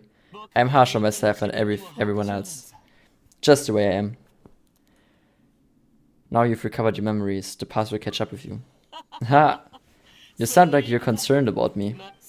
But don't worry. Thanks to you. Even if I didn't change a thing, at least I know the truth. The memory recovery seems to have been a success. This dream has served its purpose. Come on. Let's continue this outside. Achievement completed. Nice.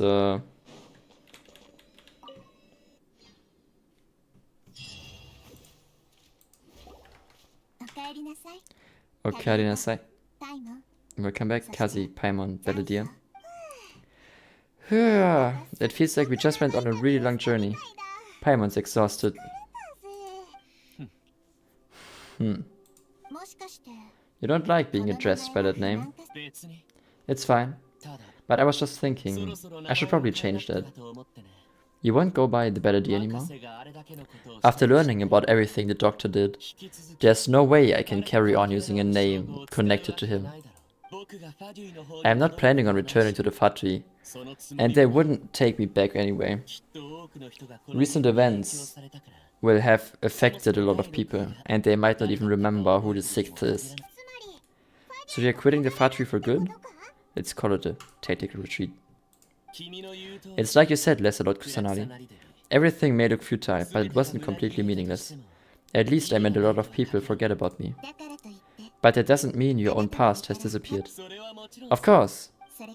And your main goal, for which you gave up everything you had, you weren't able to achieve it. I hope you can see and understand that. Changing the world, changing the past, changing the fates of other people. These are not simple things to accomplish. What you were looking for is complete annihilation. But this is just a fantasy. Even if the bad idea is removed from existence, the world will not heed your will. Indeed. Haha, how ridiculous. Do you regret doing all that, when you've gotten so little in return? Even if I'm completely worthless, there's nothing in the world worth regretting. Lesser Lord Kusanali, you proposedly left that information in Irminsul, didn't you? Purposely. Yes, and I took pains to make sure that you'd acquire that information naturally. Why would you go to such lengths? You're trying to win me over too? In all honesty, your past experiences have made you useful, have made you a useful asset to Sumeru and to me. Winning you over was indeed part of my plan. But before that, I wanted to tell you the truth about your past. If all I wanted to do was use you, then I'd be no different from the doctor. Very clever. I guess you could say that's one of my virtues. Utility to others is what gives me worth. So if embracing my sins is what it takes to make me useful again, so be it. Nahida doesn't see you that way. Alright, I almost forgot. You're the good guys. You're into justice and all that. Sorry if I have a slightly different perspective on things, but I don't feel like I've been duped. The wisest leaders are fated to end up with the best helpers. I can live with that. I'm glad that you're able to think of it in that way. Kazzy, in the future, I continue to search Irminsul more deeply and see what secrets can be uncovered, including the beginning of your twin's journey recorded in Irminsul. What exactly happened before and after that point? I want to know as well. Thank you. Let's hope you can find some answers. I will try. Kazzy. Yes. After I dove into the information torrents in Irminsul, why did you go to Inazuma? Because I wanted to know what you changed. So that's how you found out whose fate had changed and how. Well, whatever your reasons, you did me a favor, and I'll do everything I can to pay it back. Please don't make it sound like I'm extorting you. Borrowing and returning are only real relationships between individuals. I'll balance the books one day, don't you worry. That's not true. A relationship between two people is not simply a ledger that can be reset to zero. I think deep down you realize this. People who show up in your life don't just evaporate like water drops and leave nothing behind. There's no such thing as balancing the books. Some things in this world can never be brought back, and they can never be changed, which is why there is emotion in the human world. Everything that you feel is real and lasting, and whatever is missing in you will not be made whole. To be human is to live with imperfections. You can choose whether or not you want to be human. But humans can't live without a heart, can they? Anyway, I gave up trying to become a human a long time ago. You understand what pain is perfectly well, even without a heart. You're just burying your feelings.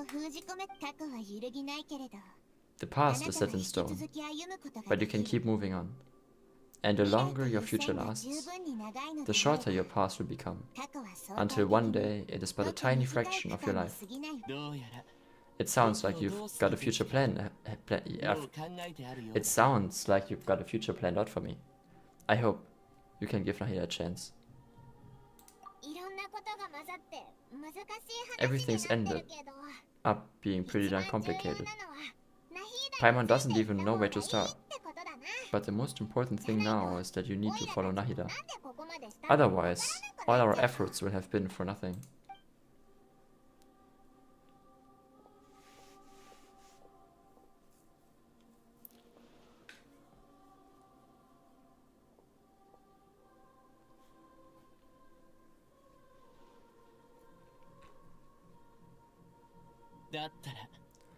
Then I guess I'll be helping you from behind the scenes from now on.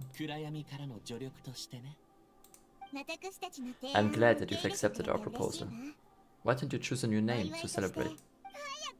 Oh, Paimon wants to pick an ugly nickname for you too. Why? Because Because Paimon still doesn't like you that much. Then I hope you don't see much of each other in the future. A name is life's first gift. You didn't say it out loud, but I know that's what you're thinking.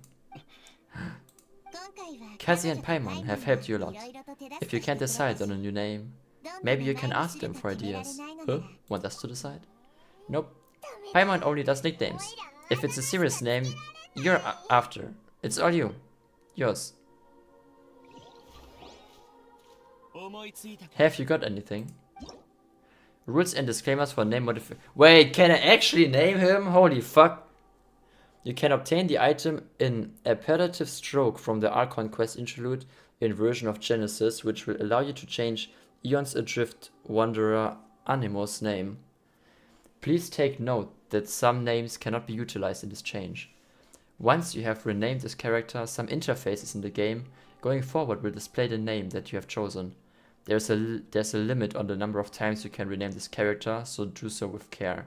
Disclaimer: travelers, please ensure that you follow our terms of service while using this function to create a healthy gaming environment, blah blah blah. Blah blah blah, no bullying, no discrimination, other content that violates it. Restrict the use of the, if you do not follow these rules, may include suspension, restriction, a name reset, forced disconnection, login suspension, or account forfeiture. At the same time, you are welcome to use the report function to send feedback to us should you encounter the aforementioned situations. Holy fuck, oh no, chat, I need to pick a name, chat, fuck. Let's think about this. I'm so bad at giving names. I don't really have a go-to name to give to people.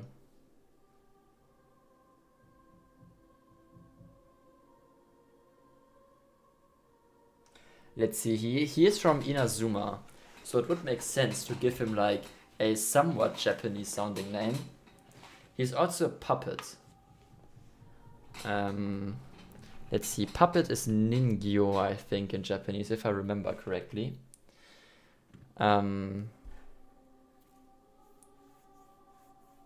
Let's see.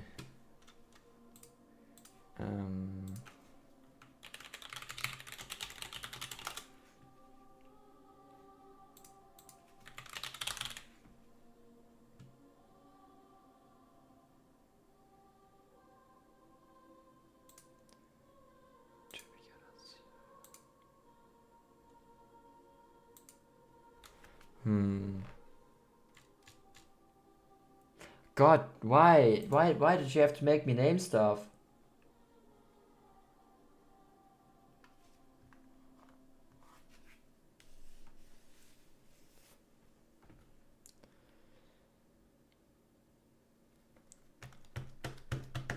I mean, I could just leave him as Wanderer, but that's also like, I don't know. It's boring. That's boring.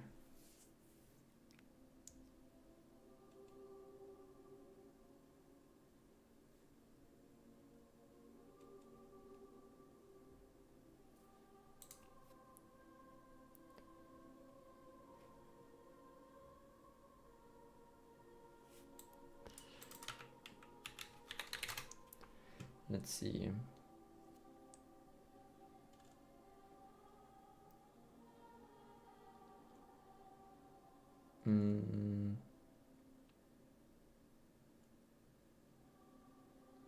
Maybe I just name him Tabigarasu, which means wanderer or bird of passage, which I feel like it might be kind of good. Tabigarasu. It also sounds cool. I don't know. I think I'm just gonna go with this now.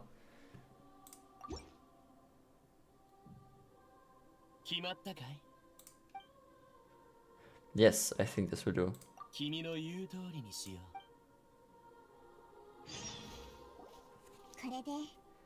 There. Now you have a name of your own. What about the nickname? Are you done yet? Still thinking. Stop rushing me. Take your time. I don't need to see you again until you've thought of one. What you plan to do next? Everyone who manipulated me and made me suffer will have to pay the price. You mean the Fatui? The doctor. at least. Now that your stance has changed, I believe your future paths will change accordingly, but it won't be immediate. You still need time to compose yourself. One more thing. There are still some descendants of the Raiden Gokaden living in Inazuma. Some of them know, well, they ought to know about the connection between the Raiden Gokudan and myself. I don't plan to leave Sumeru for the time being. If you see them in Inazuma, please tell them that I was the one responsible for the Raiden Gokaden's downfall. Even though the events have been erased from the world, they still deserve to know the truth. I see. That is up to you. What? But if you do that, then it's fine. Let them stab their blades into my chest if they so desire. Maybe that's how it always should have been.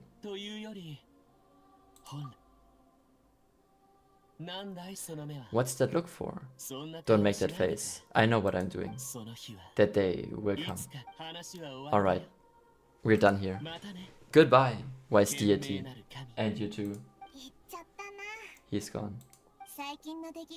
What he went through today would have been like living an entire lifetime in an instant. He'll need some time to calm down. Yeah, true. But even so, after everything that's happened, he doesn't seem quite as fierce anymore. There were some bumps along the way, but it's all over now. So can we finally go eat? Paimon is starving. Thank you both. I hope you will find somewhere nice to go and relax for a while. I may think of like a better name for him and change it off stream. I don't know. I'll see about it. I've got it! I can end my novel with some words from Mikoshi Nagamasa. You mean because everyone else in the story is dead? Yeah, I heard that Mikoshi Nagamasa died at a ripe old age. He's the perfect fit to be the narrator of the epilogue. The dark clouds had dissipated, but they continued to cast their shadow in Mikoshi Nagamasa's mind for decades to come. Then, one night as an old man, he had a dream. On the night when the prized blade, the Daitatara Nagamasa was forged, the people rejoiced and there was painting, dancing and drinking. All these expressions of joy melted down in the furnace fire and turned into red clouds that rallied around the final sunrise that Mikoshi Nagamasa saw in his lifetime. Life is a story too long to be told, a journey that you must walk to behold.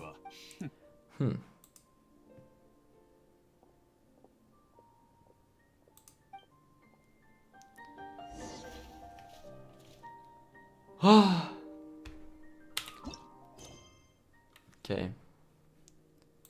We're almost done, I think.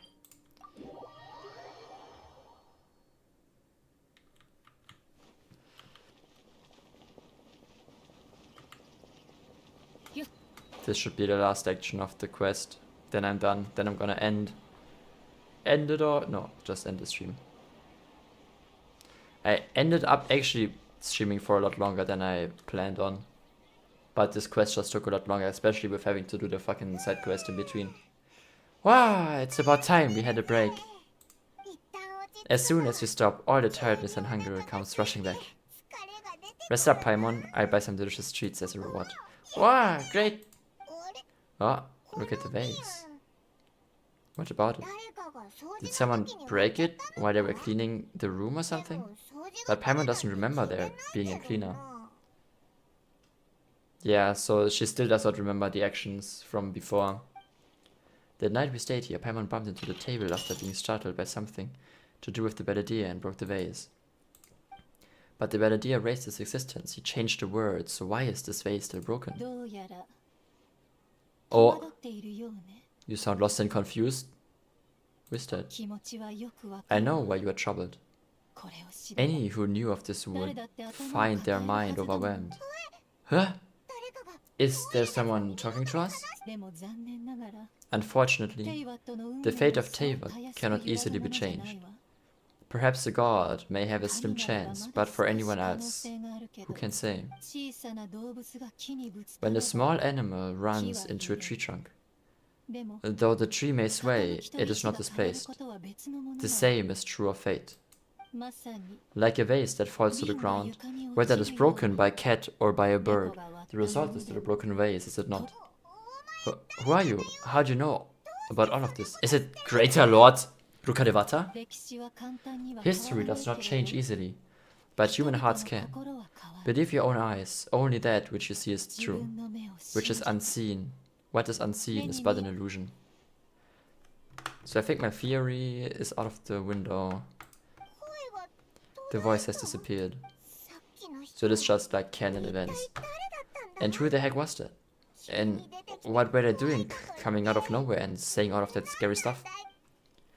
Believe my eyes? Does she mean I should trust my memories? Anyway, that vase is still lying there broken on the ground. Should Paimon go get someone to clean it up?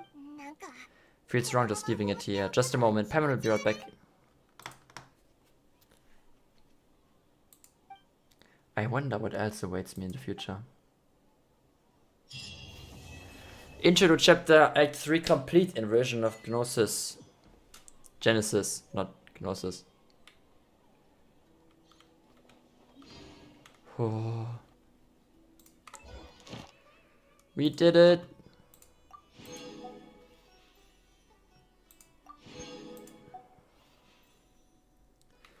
Whew, next is gonna be Act 4. Okay, everyone. There we have the appealing stroke to change the name of the traveler. And I guess that is only, you can only change it one more time. So I'm probably gonna leave it for now. But okay, chat. We did a lot today. We finished the quest. Also did a little bit of the side quest. The quest was super interesting, learning about the Balladeer's history. It was really, really nice. I would say it's not quite as great as the one we played last time with the history of the Abyss Order and seeing stuff through the eyes of our brother. And with, what was his name? I forgot his name. Something Alberich. Crota Alberich or something along those lines. But still, it was absolutely incredible. Thank you everyone once again for joining me today.